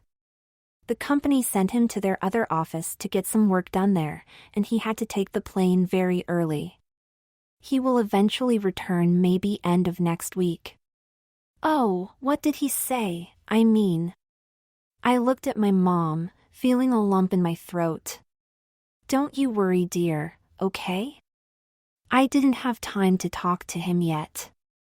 I just told him that we will have to tell him some very important things after his return. Of course he was curious, and at first I wanted to tell him right away, but then I decided against it. There wasn't enough time, and besides, I want you to be present too when he will get to know this. And I want him to see Elena then. She smiled at me. Just a moment, I will bring you the— Oh, my phone, wait, maybe this is the call I have been waiting for. Yes, it's me, Ms. Carter right now? I think we can be there in about an hour, would that be all right? Fine, thank you. We are on our way. She turned around. Get up, dear, no time for breakfast now. My doctor has time for us due to a cancelled appointment, and we have to take that chance. But Mom, I am hungry and— No buts. Now let's get you dressed up real quick. And it's even good for you show up there without having eaten or drunk anything before. But why that, Mom? They might even want to test your blood, and for that it's usually a prerequisite anyway. Now let's head to your room and get you dressed. Yes, Mom. I sighed a little thinking of the yummy omelette, but it would still be there on our return, and a few moments later the excitement took over. We entered my room and I went to my cabinet to take out my clothes. No, dear, you will be wearing Julie's clothes again. And put on pantyhose, it's still quite chilly outside. I looked at her, a little bewildered. You want me to go to town in Julie's clothes? But what if someone sees me there? Listen, darling. They will be seeing you anyway from now on, or do you want to hide in your room for the rest of your life? She smiled and watched me undressing my nightgown. No, but... After hesitating a few moments, I grabbed a pair of nude tights and started to dress. Very skillful indeed, young lady, Mom said with a smile on her face. I blushed and returned the smile and continued to dress. No need to blush, and I mean it. You must have been doing that for a very long time now, right? Yes, Mom. It's fine, dear. No need to hide anymore. You can be yourself from now on. There will be some things to overcome, and for sure some difficulties, but I will be by your side, and your dad too, and your friends. You will be fine, I am sure. When I finished dressing, she hugged me tightly and eyed me up closely. She used her hands to arrange my hair and nodded. Okay, let's go. Your hair looks nice already, and no time left for makeup. We will do that later. We have to hurry to get to the dock in time. That is more important than a perfect look. We'll have time for that afterwards. I slipped into the nice shoes I got from Julie and Mom opened the door. My heart started to pound heavier. Having worn girl clothes for so long now was one thing, but leaving the house in them together with my mom was something completely different. The wind was indeed chilly and I was glad wearing the pantyhose. My skirt moved a little and I enjoyed how it all felt. But at the same time I was very nervous. My mom really wanted to take me to town looking like this, and I still could not really believe that she was so supportive and understanding. A few moments later we reached our car and were on our way to town. Here we are, dear. My mom drove into an empty parking lot and pointed to a tall building. The drive had been quiet, I had been in deep thoughts, and Mom didn't talk either except looking at me now and then with a warm smile. She opened the door and I did the same. Instantly I looked around after leaving the car. I was nervous as hell. There were a few people on the walkway, and I expected to be spotted and found out instantly, but none of them seemed to give me special attention. Come, Elena, let's go in. With a bit of luck she will be available already and we'll have some more time then. There's quite a lot to discuss. She took my hand and we walked across the yard like mother and daughter. It was a wonderful feeling. The door to the building opened automatically, and a few moments later we stood at the elevator. It was crowded here in the entrance area of what was obviously a large commercial building. There were many signs on the wall, advertising at least 12 offices, and apparently a large percentage of them were doctors. The elevator opened and we stepped in, together with a dozen other people. Ah, there. Dr. Greenwood. 4th floor. Mom pressed the button and smiled. I returned the smile and looked around again. Again, like when I had left the car, none of the people around us seemed to particularly notice me. Some smiled at me and others ignored me completely. Didn't they notice? Only a few seconds later the elevator stopped at the 4th floor and we stepped out. Apparently the rest of the people wanted to go somewhere different, because nobody followed us. We walked along a hallway and finally reached a large door. Dr. Miriam Greenwood, gynecologist endocrinologist, was written there in large letters. This door opened automatically as well and we entered the practice. The reception was only a few steps further. Good morning, Ms. Winthrop. We got a call for an appointment with Dr. Greenwood. My mom said with a smile and my jaw dropped. I was staring directly at Kim's mother.